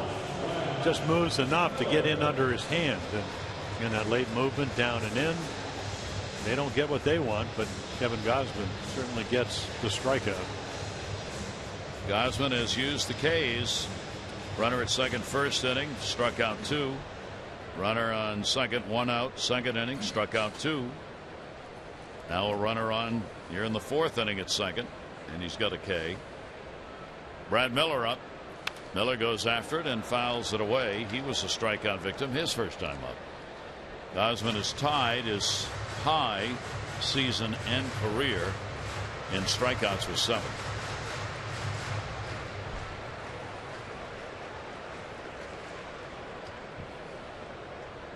Oh, 1. 9th chance to get a run in for Seattle. Gausman a long hold. Reared back at 98 on that one. Yeah, and he really doesn't even have to overthrow to get to 98. I mean, every hit today other than the Cano single left has been a double. That puts a lot of pressure. Yeah, there are games where, again, of having them hit it to the middle of the ballpark, they either hit it up the gaps or down the lines, and again, everybody seems to be in scoring position. Ooh, got him. Caught the inside corner. 2 pitches at 98 back to back. Another strikeout. Yeah, perfect fastball, and again, he was laid away. Look where the target is, and he gets it. But when you're sitting there, Jeff Nelson, the home plate umpire, slides right along. Let's see. So the Orioles get a break there. But again, you don't get that pitch. You're sitting away and you throw it and you reach across the plate. I'm not saying it was a strike because obviously our high home here showed it was inside. So now with 2 down, still a runner at second base. Zucker popped out his first time up. He's only had 45 at bats all year. Gausman really on the long holes, and a timeout asked for just to keep that runner Jackson flat-footed at second base. A leadoff double, and Seattle's not been able to move him around. Zucker at the major league level coming into this year played in only 29 games. Down to third, and a fair ball right over the bag. That's going to score Jackson. Throw coming into second, not in time. A double and an RBI. 3-0. Well, you got to take a look at your defense, and if you hang a splitter, and that's what that was, with Machado off the line, this is what happens. I mean, see how the bat gets speeded up and then right over the bag. Doesn't have to land fair. All it has to do is go over the corner. So the guy you needed to get out, you didn't, and they had another run and another double. That'll be 5 doubles in the ball game. 5 of the 6 hits that they have. Zucker picks up the RBI. Boy, anything the Seattle Mariners can get out of that spot with Zucker in it, for the reason Jim mentioned, he just doesn't play very much. It's only his 2nd RBI in his 20th ball game, and a big one to make it 3-0. That ball put up in the air, left field. Marte, the hitter, low, will put it away for the out. A run in on 2 hits, both doubles, a base runner left on, and a 3-0 Seattle lead.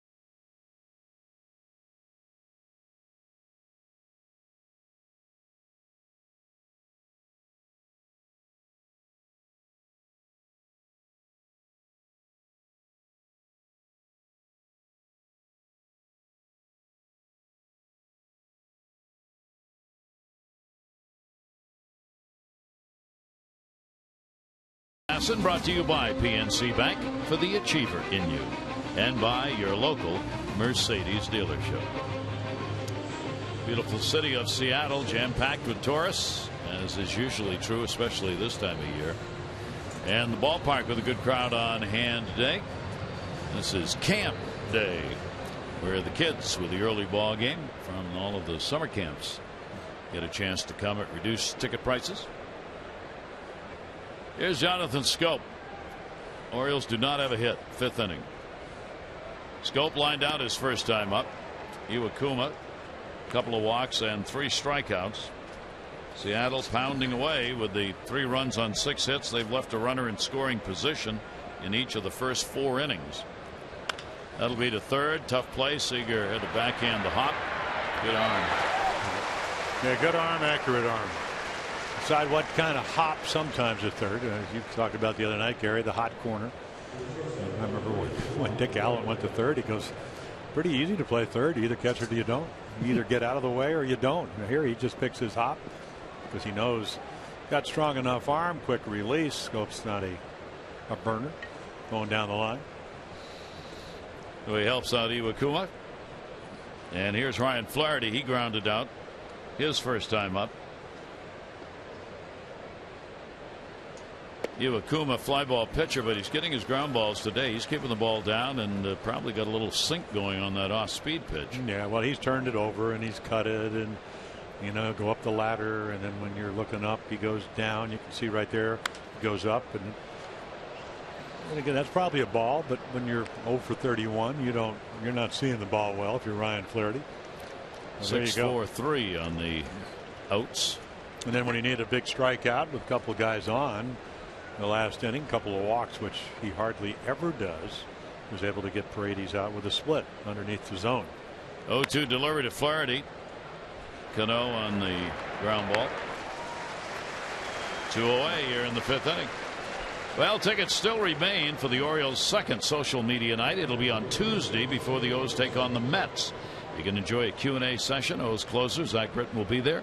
Orioles.com writer Brittany Garoli will be there. There'll be a game ticket, light fare, exclusive T-shirt, and the tickets start as low as $30. Get yours at Orioles.com/BirdlandSocial right now. There's Zach. And of course the Mets in first place in the National League East. Bad team. I mean, bad manager. Can't hit, bad manager, bad GM. Got a clean house over there with the Mets, and oh yeah, they're in first place. And then their dilemma is when Steven Matz, who had, similar to Iwakuma's injury, a lat problem, what are you going to do with him? The young left-handed flamethrower. What a problem to have. Such a problem. Yeah. I mean, they already have a 6-man rotation, guys who are up and pitching. And they're apparently going to use that. Terry Collins said the rest of the year he wants to get all those guys in to be an extra day's rest. 1 ball, 1 strike delivery on the way and fouled off. Caleb Joseph. Well, it's a nice dilemma to have. Normally, if you talk to anybody, they go, well, you pitched in a 4-man rotation. I said, yeah, I did. Is it easier to find 4 guys or 5 guys? And everybody says, well, 4. But just think if you're the Mets, if you're trying to protect your arms and you have 6 enough guys that are good enough to pitch, boy, what a bonus that is. 1-2 delivery on the way, and a great combination. You got 5 flamethrowers and Bartolo Colon, and I mean that seriously. I mean, Colon just carved up the Orioles in the game he pitched. His great control, doesn't overpower you. You put that guy in the middle of a 3-game set, and you have a lot of problems for opposing hitters. Mets, by the way, have the 2.5-game lead over the Nationals. Strasburg back, of course, will help the Nationals. It's going to be a great race there. Those 2 clubs going at it in the National League East. And they are the 2 because Atlanta's 10 games out in 3rd place. Well, we had that graphic the other night that the Nats know how important their road trip is. Jordan Zimmerman tonight, who's he get? Clayton Kershaw, 197 strikeouts leading the National League. 2-2 delivery down to 3rd, foul ball. Last night they got shut out by Greinke. He pitched 6 innings, ran his record at 12-2. Dodgers leading the Giants by 2.5 in the tough race going on there. Toughest division looks to be that Central as far as teams that can win. Cardinals are 6 games up over the Pirates, and the Cubs are 6.5 out. Ball put up in the air. Caleb Joseph, he got it deep to center field on the warning track or close to it, hauled in. Jackson. So through 5 innings, the Orioles do not have a base hit in the ballgame. Iwakuma shutting them out.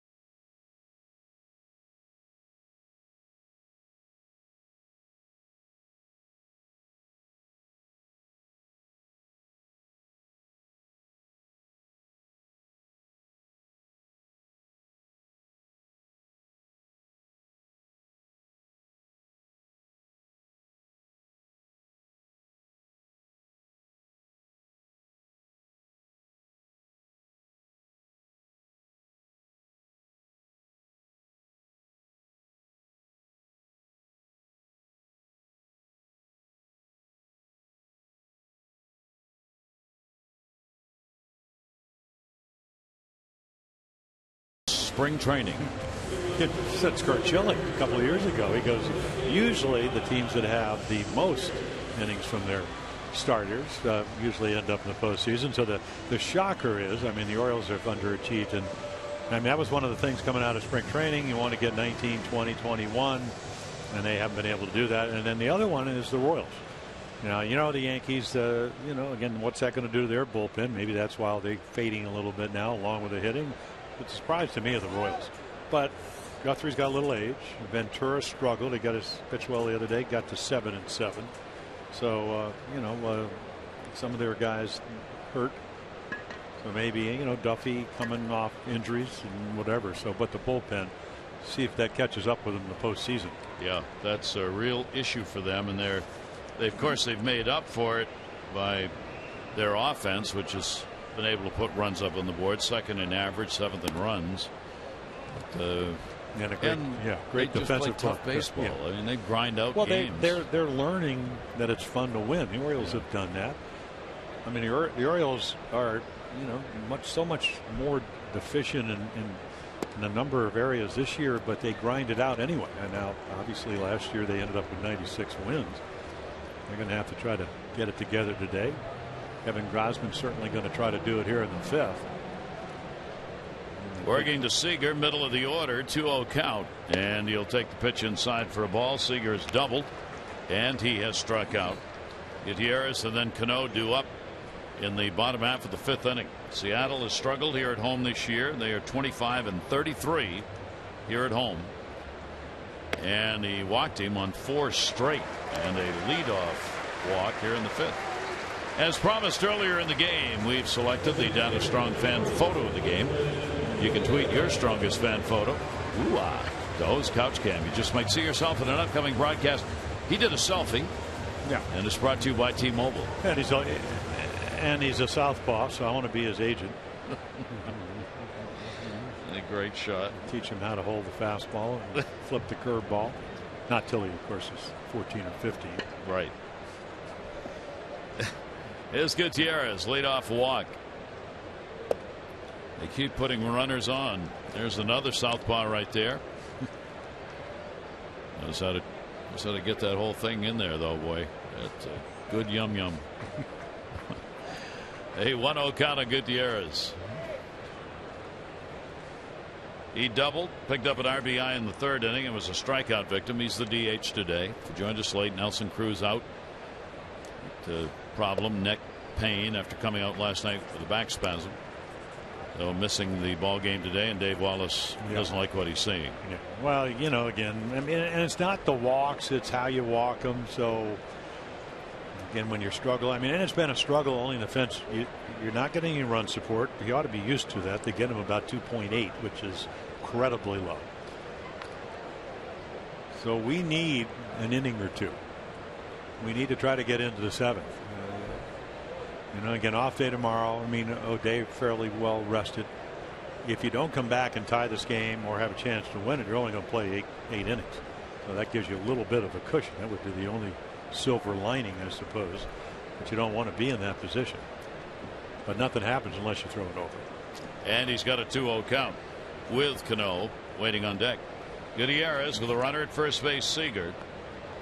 Base runner every inning for Seattle, at least one. 2-0 pitch on the way, and that will be there for a strike.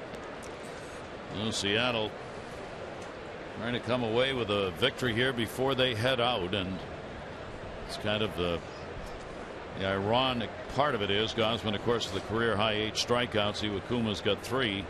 Why K's don't necessarily tell the story, as the Seattle Mariners have the runs. 2-1 pitch on the way, foul back, looking heater, and got one. 2-2. Yeah, they constantly talk about the Orioles. They love to go in when they're behind in the count, and again, this is what you get right here. I mean, Gutierrez great at bats on Monday night, didn't play yesterday until the late innings.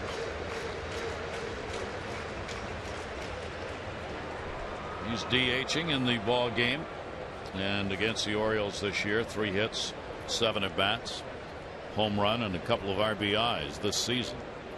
2 ball, 2 strike count. Outfield straight away and back on Gutierrez. And he will pop that one up behind second base. Scopes going out. And he will make the catch. That'll send Seager back to the bag. One down here in the fifth. Whatever Professor Wallace, Professor Dave said, it worked. Came back through 3 straight strikes. One of those tough afternoons, though. You're throwing the ball well. You made a couple of bad pitches. They're not scoring runs. When they do get their hits, 6 of them, 5 are doubles. So that means 5 guys in scoring position. And of course, if anybody's on, that means they usually score when somebody hits a double. Robinson Cano, he got an RBI and a base hit. Cano's among the leaders in doubles, tied for 8th in the American League with 27. Well, and tied for 7th in multi-hit games. And on the base hit, I can't believe that Rich Donnelly's with David Lowe sent him, and we saw that with Travis Snyder in Boston. Normally it's very difficult to score on a base hit to left. They just kept running on Travis. Same first to third. 0-1 delivery on the way. That ball's going to go to center. An Adam ball. 2 down. This copyrighted telecast presented by authority of the Orioles may not be reproduced or retransmitted in any form, and the accounts and descriptions of this game may not be disseminated without the express written consent of the Orioles. We've had at least one in the stands, youngster, keeping score in all 3 of the games here. Intent. But he's a little ambivalent. I mean, he's got the Mariner hat, the Oriole jersey, and a Husky uniform. Yeah, and hopefully he can't keep score well. Or maybe he can predict the future. He's got the Orioles scoring 4 runs in the 6th inning. There you go. A predictor of good fortune. Here is Seth Smith. He grounded out, flied out, and will reach for that one. Runner still at first base. Seager had that leadoff walk, and the count is 0-1.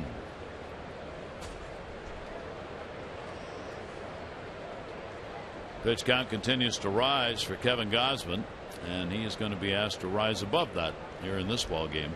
Well, they could have helped him out because they tried to run themselves out of the 2-run 3rd inning, and David Lowe made a horrible throw. And boy, when you go on a ball when you're that shallow, it's like just throw me out, and he threw a changeup. 1 ball, 1 strike count. And again, I'm very surprised from what I've seen. Of course, he hadn't played a lot, that they even ran, but they did. Yep. Yeah. And the Orioles battle that with the number of outfielders they keep using, especially in left. Wayne Kirby comes out before ball games and hits to the outfielders, and they throw to different bases in order to keep those arms strong. 1-1 delivery on the way. Gausman will get that one in for a strike, and he gets ahead of Smith, a ball and 2 strikes and 2 down. 1-2 count, 2 away. There's Wayne in charge of the outfielders, positioning and making sure they do their throwing. But that, it's the same thing when you pitch. If you get a little grip pressure or squeeze the bat or whatever, and you come up and you're not playing a whole lot. You have a pretty good arm. You got to make a good throw, and you don't. 1-2 delivery is foul. Well, that's another problem with the Orioles not able to come up with a left fielder. You've got players who are out there once a week, once every 5 days or something, and it is not. You're not in the flow. You're not in the rhythm. You haven't made a throw to home plate since when. And then the irony is that everybody talks about Dario Alvarez, and we see him as our minor league player. You wouldn't even run on him because of scouting reports.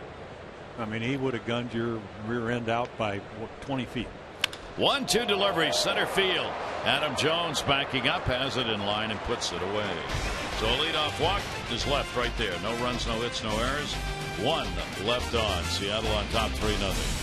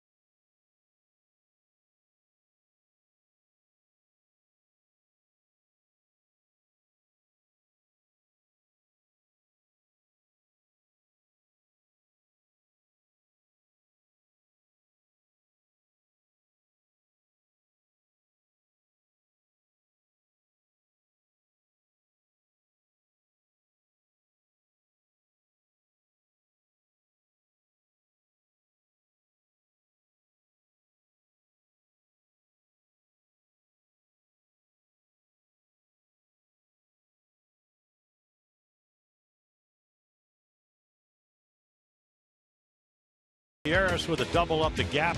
5 doubles by the Mariners of their 6 hits.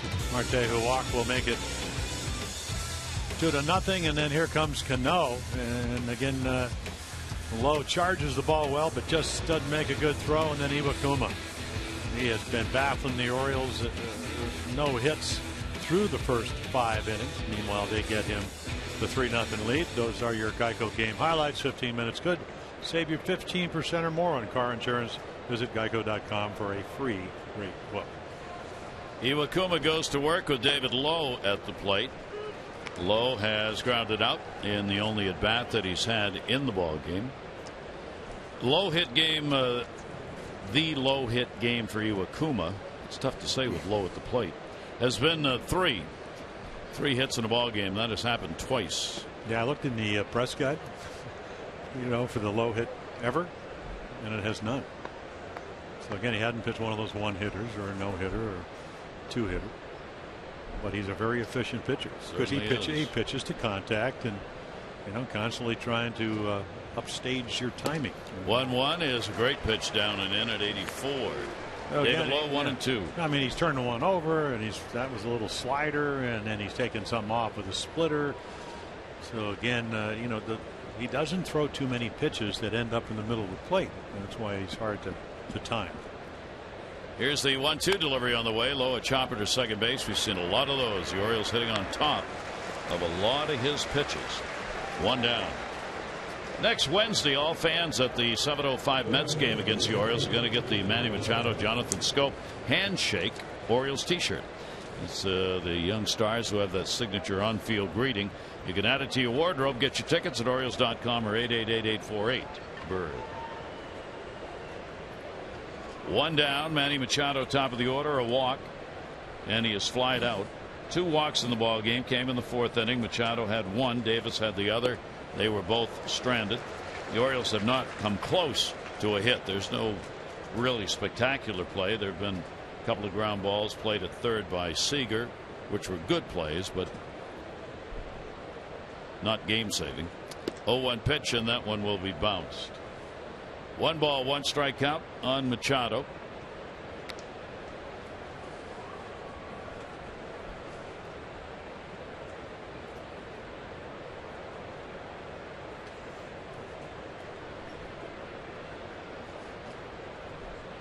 Pitch on the way, and that one will be foul back.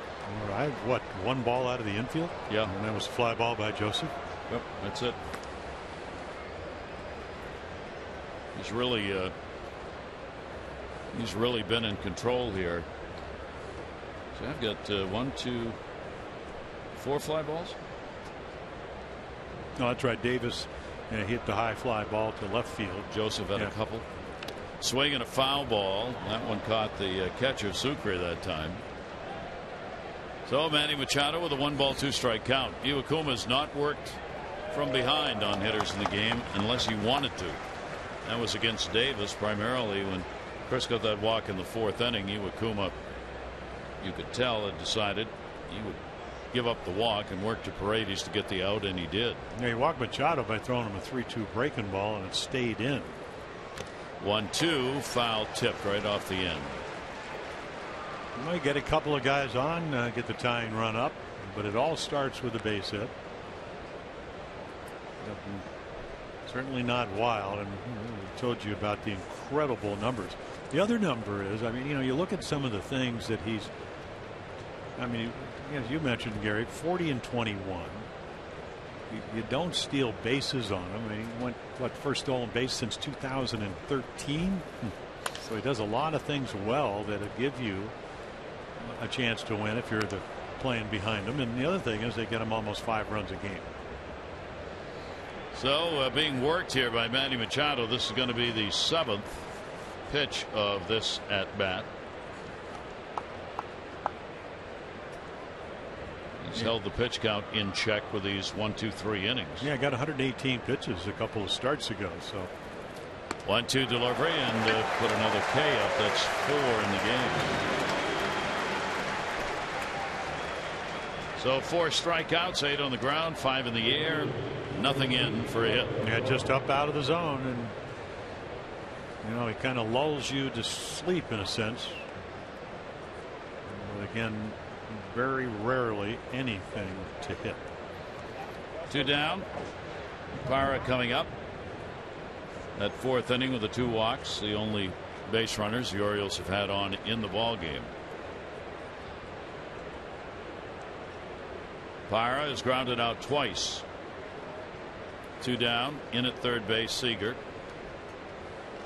Any Oriole given a chance for a bunt base hit is going to take it, obviously, at this point. Orioles had the big comeback last night in the 8th inning. They got the 1-out walk to Parra, and then Jones had the 2-run homer. Beimel came on to pitch, and Davis greeted him with a home run.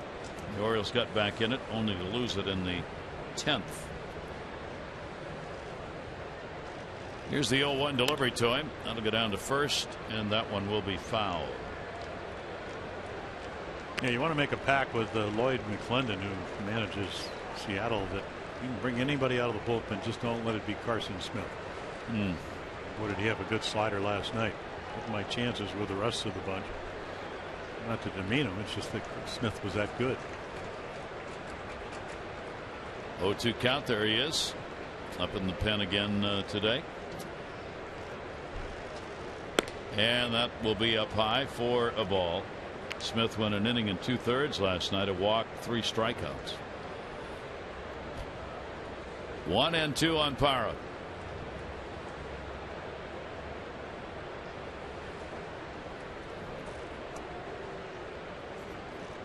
Iwakuma's delivery and another strikeout. So 2 strikeouts in the inning, and he retires the side in order. Through 6 innings, he's pitching a no-hitter.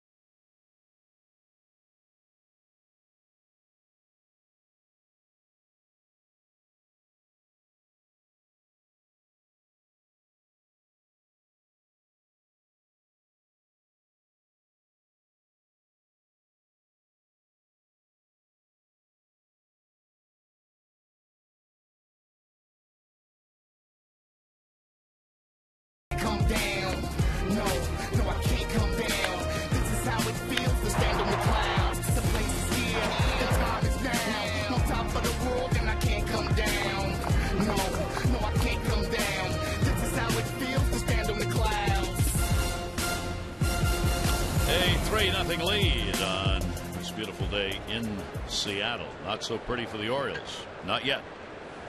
But a very tight game. Kevin Gausman will work to Jackson. Trumbo and Miller do up. Austin Jackson, 2 doubles in the game and a run scored. RBIs, Gutierrez with a double. Cano with a single. And Sucre with a double. Are the 3 runs up. Yeah, Austin has gotten in a situation where he's just got fastballs in the middle of the plate. Michael Gibbons, we saw him last night. And one of those games where when they get the hits, they all end up, it seems, at second, other than the Cano single. So, you know, both of the doubles on fastball starts him out with a curveball, and now buckle your seatbelt because this is going to be another fastball count. 3rd career walk-off RBI in the ball game last night for him. Jackson will take the pitch. That'll be at the knees for a strike. Against the Orioles this season, the 2 doubles had added to the 2 hits before, 4 for 12, and a couple of RBIs against the O's. 2-1 pitch. Jackson will take it. It will miss outside. Count goes 3-1. Leadoff walk in the 5th inning. The second leadoff batter to reach. Jackson did that in the 4th with his double and scored. Kevin Gausman, 67% of leadoff batters retired. 3-1 pitch on the way, and that one came in at 95. Fouled right back. Might have gotten Jeff Nelson again, and maybe Caleb too. Yeah. On the side of his head, and then somewhere off of Jeff Nelson. That will bring in Las Diaz from first base to check on his crew chief.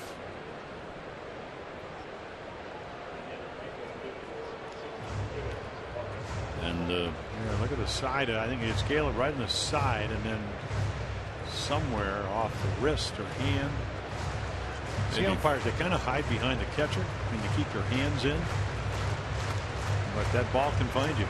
Maybe fortunate he had that lineup card in that pocket. 3 ball, 2 strike count. And Jackson will go to short. Flaherty. Jackson out of there, 1 down in the 6th inning, and we were talking about run support or lack thereof. Yeah, you know, so you get Chen, who's pitched the best of all the starters, but the least amount of wins. You got Ubaldo early on, great in his last start. Tillman, and of course, 17 runs in one of the games, so it kind of skews that. And then Miguel Gonzalez pitching well early, getting a lot of run support, and then lately struggled in the bottom of the list. And you can see it again today is Kevin Gausman. Trumbo has struck out twice. First ball, left field, Lowe going back, kind of a line drive, and a good play by Lowe. He got the good jump on that. 2 down. You have to kind of a hooking line drive and good read. And then again, he's got very good speed in the outfield. Not a lot of time to react on that one. It didn't go very high in the air. That'll bring Brad Miller to the plate. He has struck out twice in the ball game. 2 down. Nobody on.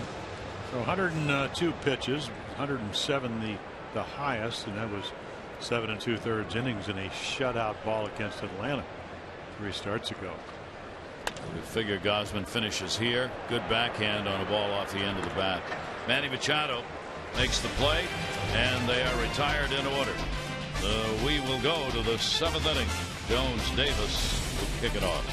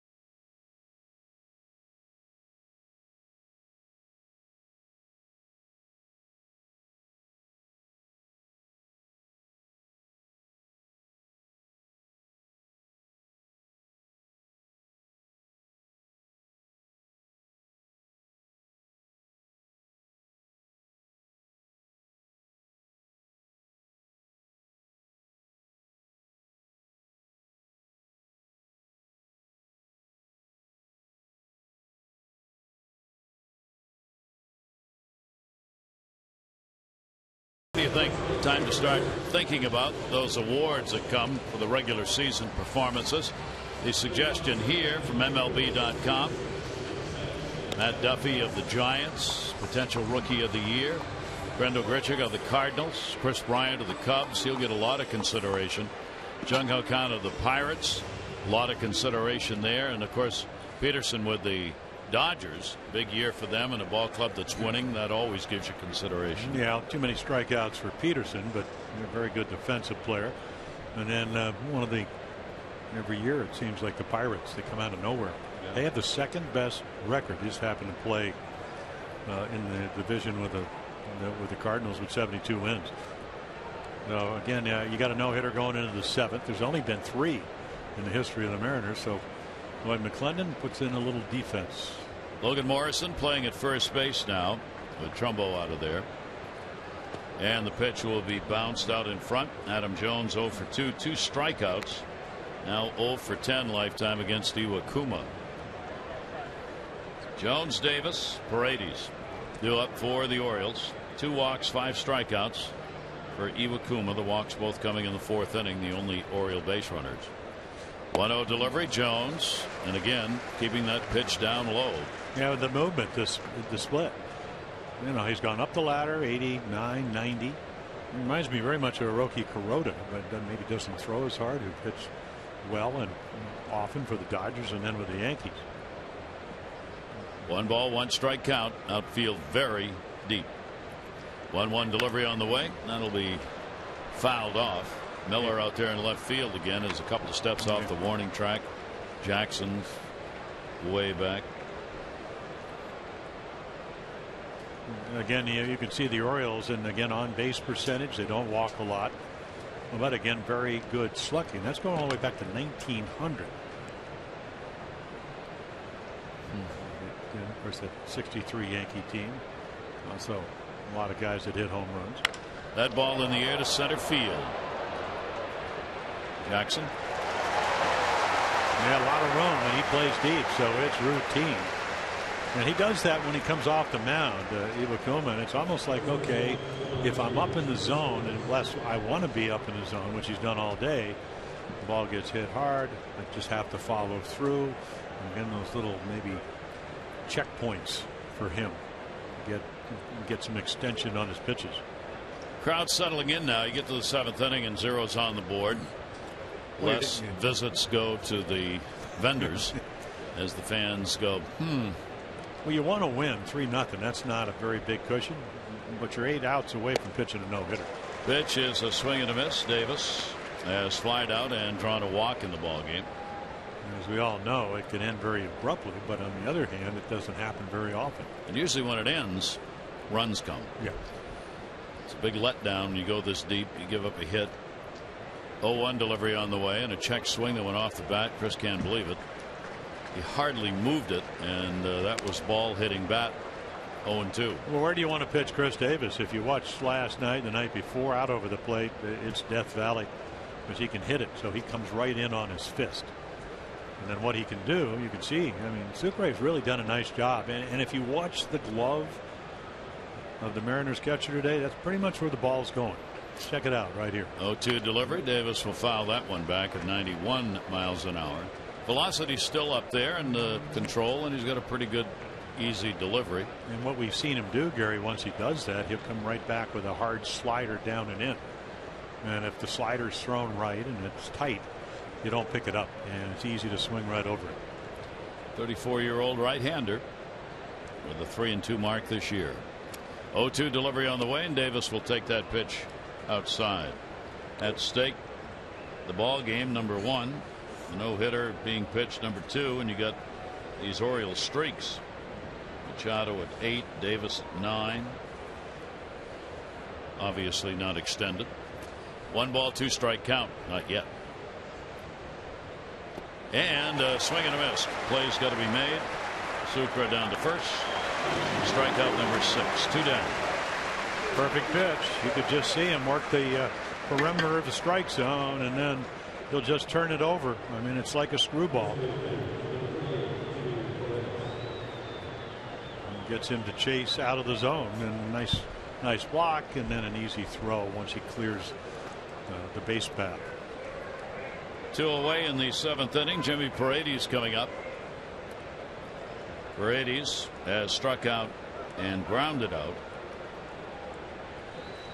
Yeah, he had the biggest chance, and that was a strikeout after a couple of walks in the fourth.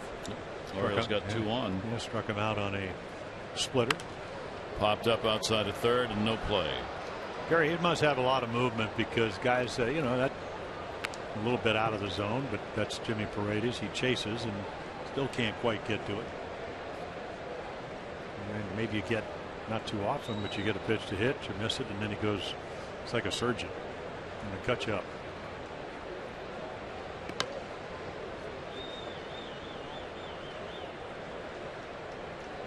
Oh, 1 delivery on the way to Paredes, and it will be taken inside. 1 ball, 1 strike. The Orioles have not been able to put together any kind of a win streak. We talked about their 9 games where they've gone win, lose, win, lose. They also don't want to put together a 2-game losing streak here. 1-1 delivery on the way. Paredes to second base. Cano backhands. And it's still a no-hitter. So 3 up and 3 down here in the 7th inning. 7th inning stretch time. Mariners lead it 3-0.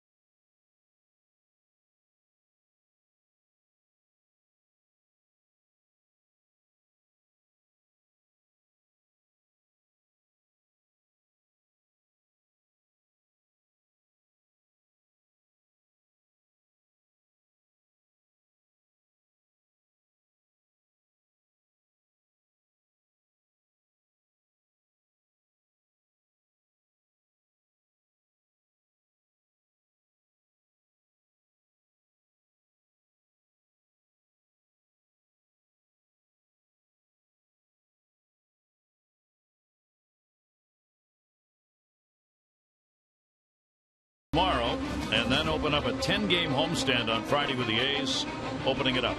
Valdo Jimenez on the mound against Jesse Chavez in the first one. Coverage on Masson will begin at 6:30 with those extra, presented by Southwest. Game coverage at 7. All the access you need right here on Masson.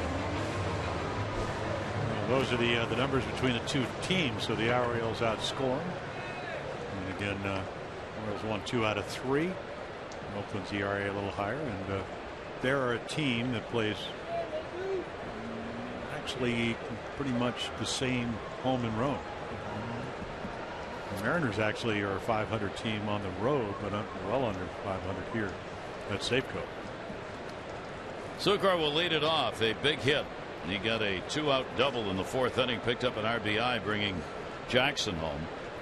Kevin Gausman works. Bottom of the 7th inning. The bullpen is ready. Michael Gibbons has been up throwing and staying warm just in case, because obviously this ball game well within reach of the Orioles.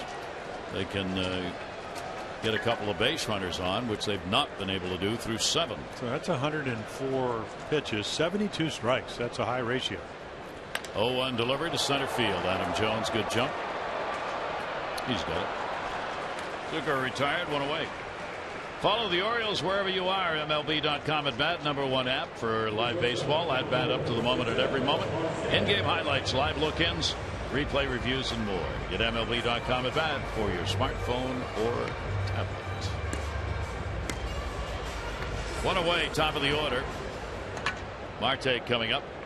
Dom Chidi, the bullpen coach, assistant pitching coach, talking there with Givens.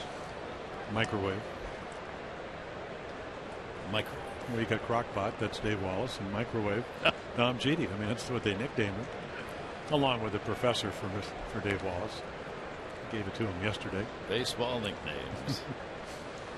1-0 count, 1 down. Marte, a walk, a run scored, officially 0 for 2 in the game, 2 for 12 in the series. Gosman's pitch will miss outside, 2-0. Well, you know, I mean, you're a lawyer. Most lawyers, you say something to them, and about 2 days later they call you and they go, you know, I've been thinking about what you said. We do. So that's, well, at least that's okay. What I've found. And then, all right. And then you have the other people. Maybe this was you. Microwave going. That's exactly what I, you know, and that's Tom cheating. The crock pot is let it stew a little bit. That's Dave Wallace. 2-1 pitch. He showed bunt, draws it back, but it's a strike anyway. Count goes to 2-2. And for people that actually cook and eat, microwave. Lots of us out there. Yeah, microwave. Sometimes is exactly what you need. Crock pot. A lot of good meals you can make in the crock pot. 2-2 delivery on the way, and he held up on it. 3 ball, 2 strike count. He was certainly not losing his velocity. That one, 110th pitch, 97. Trying to extend his season high in innings pitched, and his career high for that matter, 7 2/3.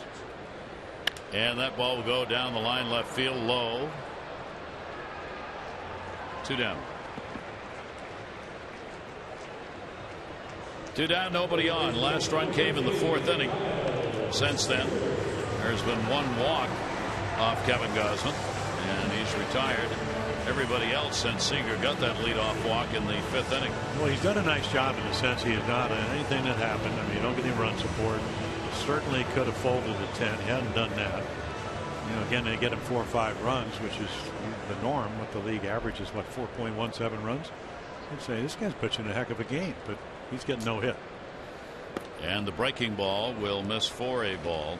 Seager, a double in the 1st inning, stranded, has struck out and drawn a walk. 5 have been left on by Seattle. 4 of those in scoring position. Back deep was Jonathan Scope. He's got it, play made, and Gausman continues to get the outs. That's 9 in a row. He's retired.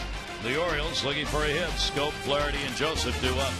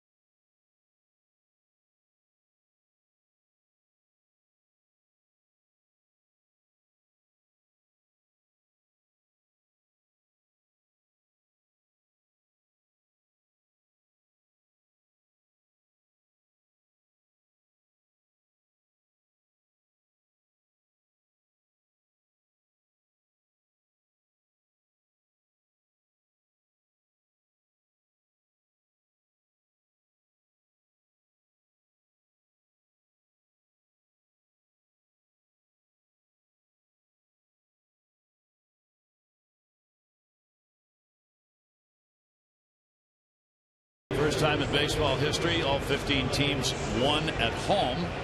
And if you take a look at the odds on that from stats, if you view it as a 50-50 proposition, take away every other stat, the odds are 1 in 32,768 that major league teams would all win at home on a given night.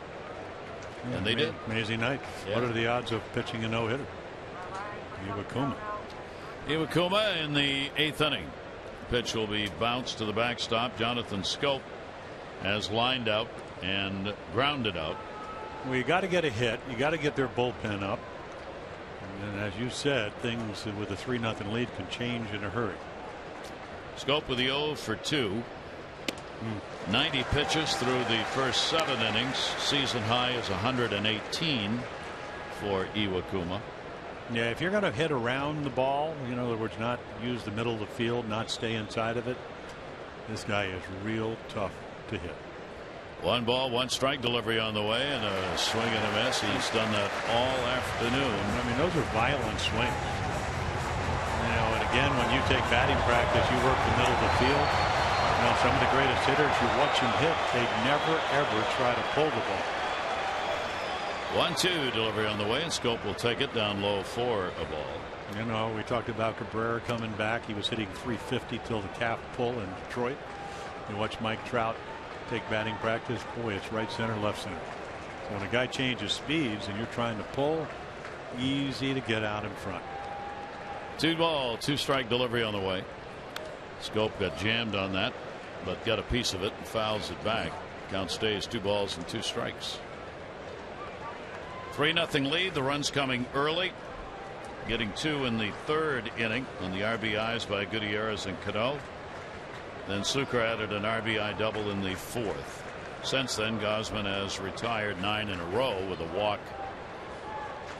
2-2 pitch, and that one will bounce off the plate. So the count goes full, 3 balls and 2 strikes. Yeah, what do you do here? I mean, this is a dilemma. You don't want to walk him with a 3-0 lead. He's walked 2 back in the 4th, and he doesn't walk guys. But you also know you got a no-hitter. 3-2 delivery on the way. And did he go? No. So there's the 3rd walk, a leadoff walk here in the 8th inning. Well, that's what you need. I mean, you're not getting hits. Get them on, and there you go. See the no-hitters this season with Hamill, Scherzer, and Chris Heston. Well, Hamels, he got traded from the Phils down to Texas. Going to miss a start because of a groin problem. And Scherzer, the big 7-year deal with the Nationals. Iwakuma's never pitched a complete game, much less a no-hitter. He's gone 8 2/3 against Milwaukee. That was this year on the 2nd of August. That's his longest outing. Pitch will be taken for a strike. Flaherty starting it short today. He is 0 for 2. He gave up a run on 3 hits in that game. There we went 8 2/3 innings. Well, it does open up a hole, and they Morrison at first is not going to play behind him. 0 for 32 is Ryan Flaherty with a huge hole into right field. That was Minnesota he pitched that against, by the way. Pitch will be taken up high, and you may see him tiring here because start missing that strike zone a little bit. And well, also you're trying to make perfect pitches. Yeah, you're making perfect pitches. Otherwise, you're pitching to the scoreboard. Say okay, but Ryan Flaherty, if he gets hit a routine ground ball into right field, you got your first base hit. 1 ball, 1 strike delivery on the way. It would be something the baseball gods would do to you because Ryan Flaherty's 0 for his last 32, and Iwakuma's pitching a no-hitter. And the fans obviously getting into it.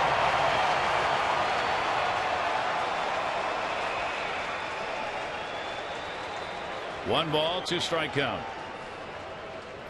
Runner off first base, Jonathan Scope. Flaherty will take it, and it'll be low and inside. Oh, the count goes to 2 balls and 2 strikes. Ryan Mattis now gets up in the bullpen. Yeah, and the other thing that's happening, you talked about the 118 pitches. You're at 101 now. So if you're Lloyd McClendon, yeah, you want to celebrate, you want to recognize the no-hitter, but you also want to win it. So if he gets a little bit of trouble, they will get their bullpen up. 2 ball, 2 strike count. Pitch to Flaherty, and he is strikeout victim number 7. And that looks like a strike. Strike 1 was probably high. And that screwball just kind of filters its way back into the zone.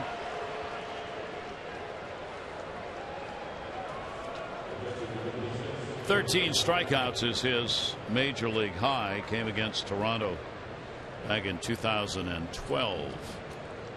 He's got 7 in this game. Scope remains on at first base, 1 away in the 8th inning. Caleb Joseph has flied out twice. And will take the pitch on the inside corner for a strike. Yeah, Caleb's looking for a hit. He's looking for a double play. And then we'll get the pitch count in the comfort zone.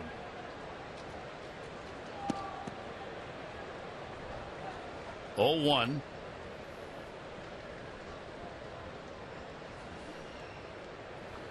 Field deep. Pitch will be down low. Fans oohing and eyeing on every pitch now.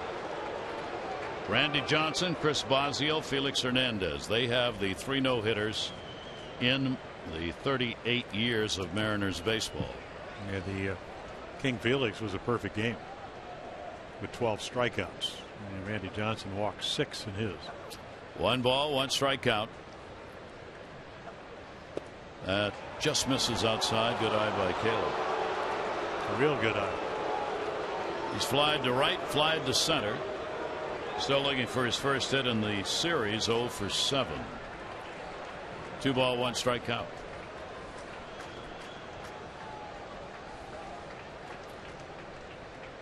A lot of room for ball to fall in front of the outfielders as they stay very deep. Here's the 2-1 delivery on the way, and that's going to be a bouncer. Yeah, nobody up in their bullpen that I can see. So again, the pitch count mounting.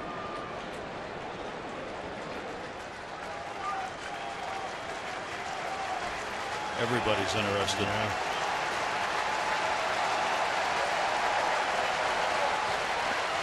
Three ball, 1 strike count. Yeah, ought to get a good pitch to hit here. Jonathan Scope lead at first base. Ground ball to short. 1, 2.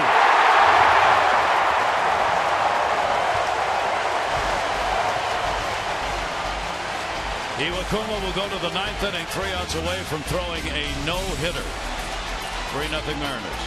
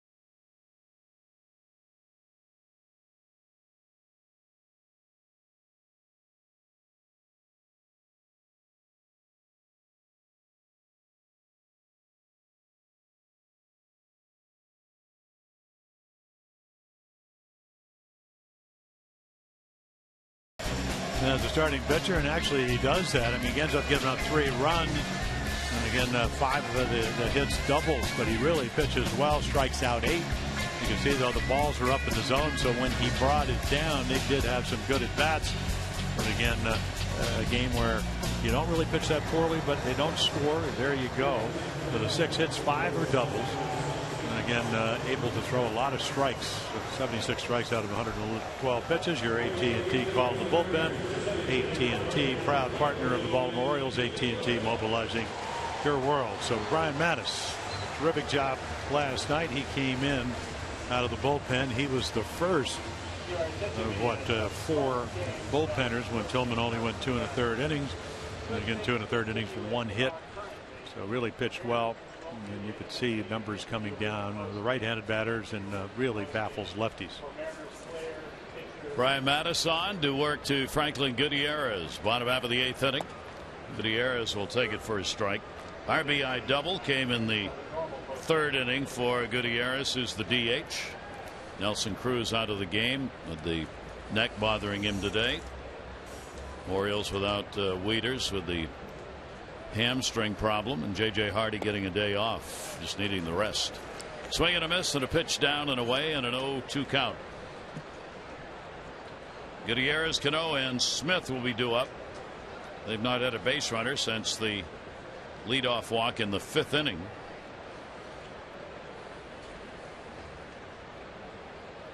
Oh, 2 delivery on the way, and the pitch is outside for a ball. Yeah, seeing Brian Mattis pitch a little bit more. We mentioned it last night. I'm looking at Kevin Gausman talking to Miguel Gonzalez to his right, and to the left, Nolan Raimo. But you know, Brian used the curveball, the changeup, and 94 on the gun here. The other way, and that'll be foul. So in and out, which is what he did so well when he started. There would be games where he could really shut down offenses. 1 ball, 2 strike count.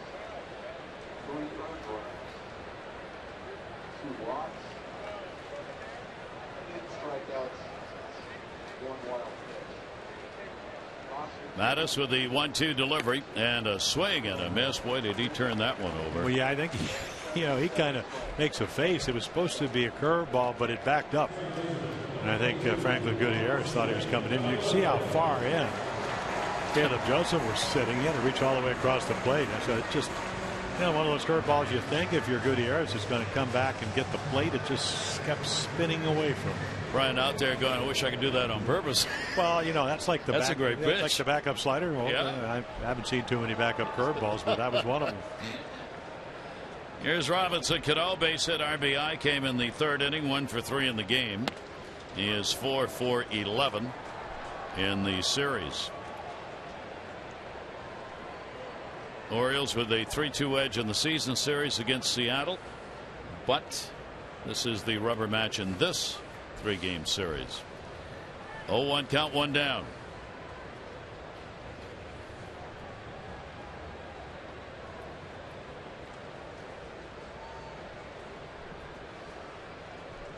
Left-hander's delivery to Cano will be fouled back. I always wonder how many people bought tickets within the last half hour for this game. I mean, the late arrivals? Yeah, driving around, listening to the game, in your office, listening to the game, and you go, gee, maybe I got a chance to see a no-hitter. You run down, you buy it. I would. You run down, buy a ticket, and come in. I guess you could still buy them. Usually they're. Or you can just tell people you were there. Well, yeah. Well, yeah, there are what, 25,661, 25,661 the attendance. If he continues to throw it, there'll have been 90,000 here. Throw is made, exactly. And Cano's retired. Well, you know, I was down in Ocean City once, and the guy said, I was your no-hitter. And I said, well, you know, there were 16,000 there that night, and I probably had about 40,000 people tell me. These are the no-hitters. You know, Belinsky, who would pitch with the Orioles and then did it with the Angels. That Nolan Ryan guy, Juan Nieves, who started the year as a pitching coach with the Red Sox. I did the Nomo game, and I did the Buchholz game. But anyway, the guy said, so I was at your no-hitter. I said, yeah, 40,000 people told me. He said, no, I still have the ticket stuff. And it's 17 years later after I had pitched a no-hitter. I said, well, why don't I sign it? He said, oh, I don't want to trouble you. Yeah. It's really not a bother. That's crazy. Here's Seth Smith, 2 down, nobody on. For Ryan, that was the 4th no-hitter. He had thrown 4 out of the what would be 7 in his career back in 1975, that no-hitter against the Orioles. Yeah, Bobby Grich in Anaheim, the last out. 2-2 changeup, thrown 100 miles per hour. 1-0 count. Seth Smith will take the pitch inside for a ball. Count goes to 2-0. The Orioles will have Lowe, due up, then Machado and Parra. And don't think those guys don't know where they are in the order. Well, you still got a chance to win this game, and it starts with getting a hit if you can pull it off. And then, of course, just the fact you want to get a hit. Nobody likes to get no hit. 2-0 count, 2 down. Mattis's delivery, and that is in there for a strike. Ryan takes it to 2-1.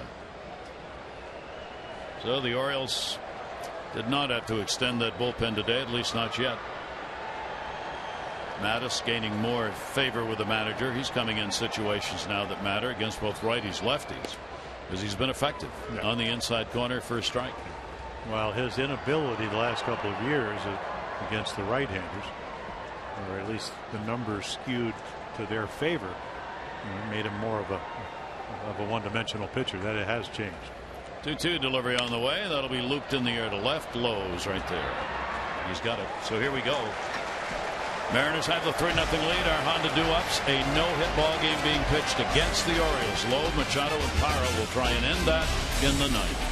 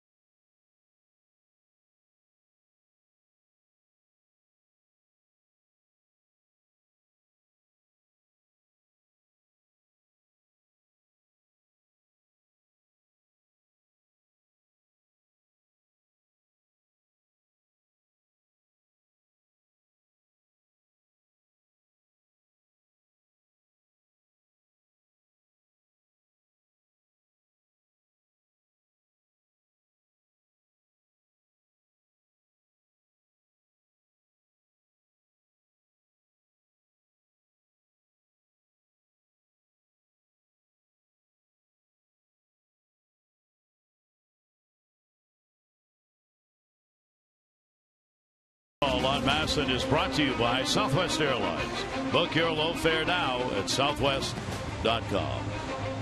Standing ovation for Issei Iwakawa as he goes out to the mound with a chance to pitch a no-hitter in the ninth inning. Yeah, it looks like a lot of people are going to spend the ninth inning on their feet. He's never, ever pitched a complete game at the major league level. Nope. 8 2/3, his longest outing this year. Lowe stands in. He has grounded out twice. David Lowe hitting ninth. Machado and Parra to follow. Iwakuma's delivery on the way, and that will miss outside for a ball.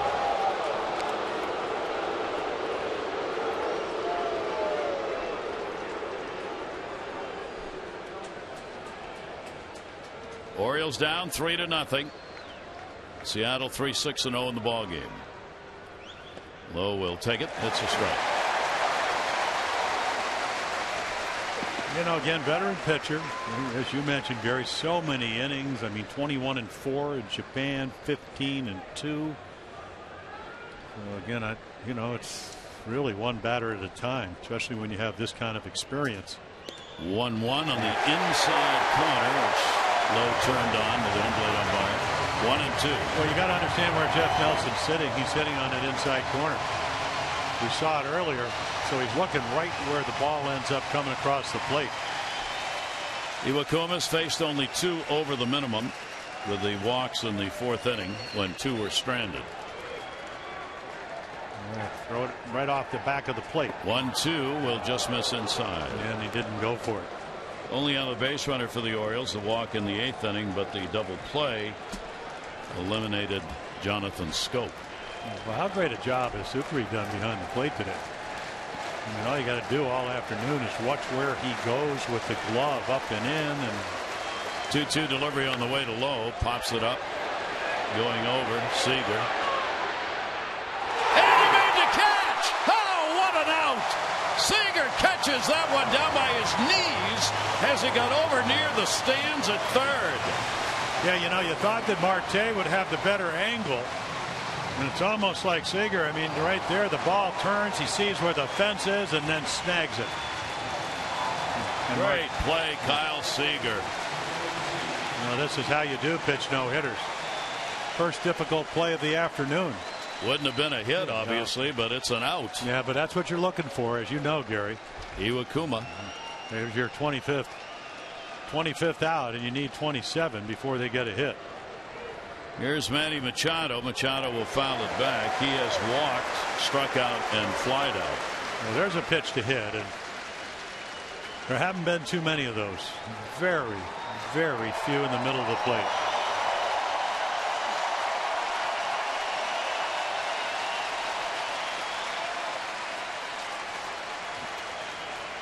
Both dugouts, obviously, players up. Went after the high heater. Yeah, he's changed speed so well, but here in the ninth, we've seen 3 90-mile-per-hour fastballs. And now he can pitch out of the zone and hope that Manny Machado will chase. 0-2 delivery on the way. Machado to third. Seager again. 1 out away from a no-hitter. The last one for the Seattle team, almost to the day, was August 15, 2012. It was here when Felix Hernandez had the perfect game almost 3 years ago to the date. No, 25 and 33 at home. I ran into Jack Zarenzik, their general manager. He said, yeah, we've kind of underachieved, but this will perk up the summer right here if they can get Parra out. 2 down, 9th inning. Parra has struck out, grounded out twice. Iwakuma after the no-no. Pitch on the way. Ball in the air. Center field. Jackson over. He's pitched a no-hitter. Iwakuma shuts out. No-hits the Orioles.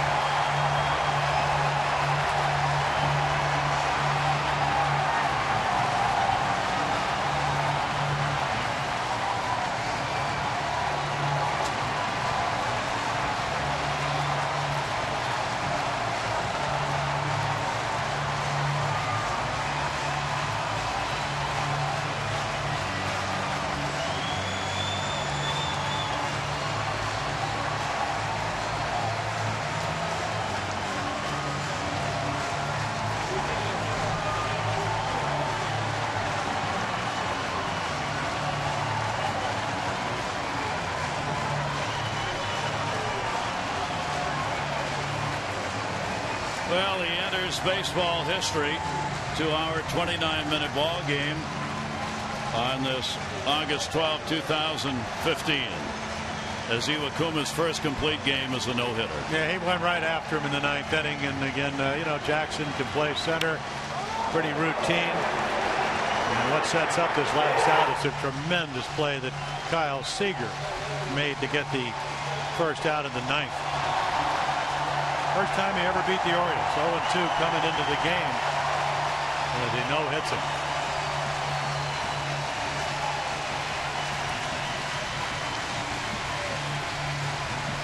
Well, what a way to conclude a homestand for this Seattle team, and what a job done by Iwakuma. Well, the celebration will go on here, and he salutes the crowd.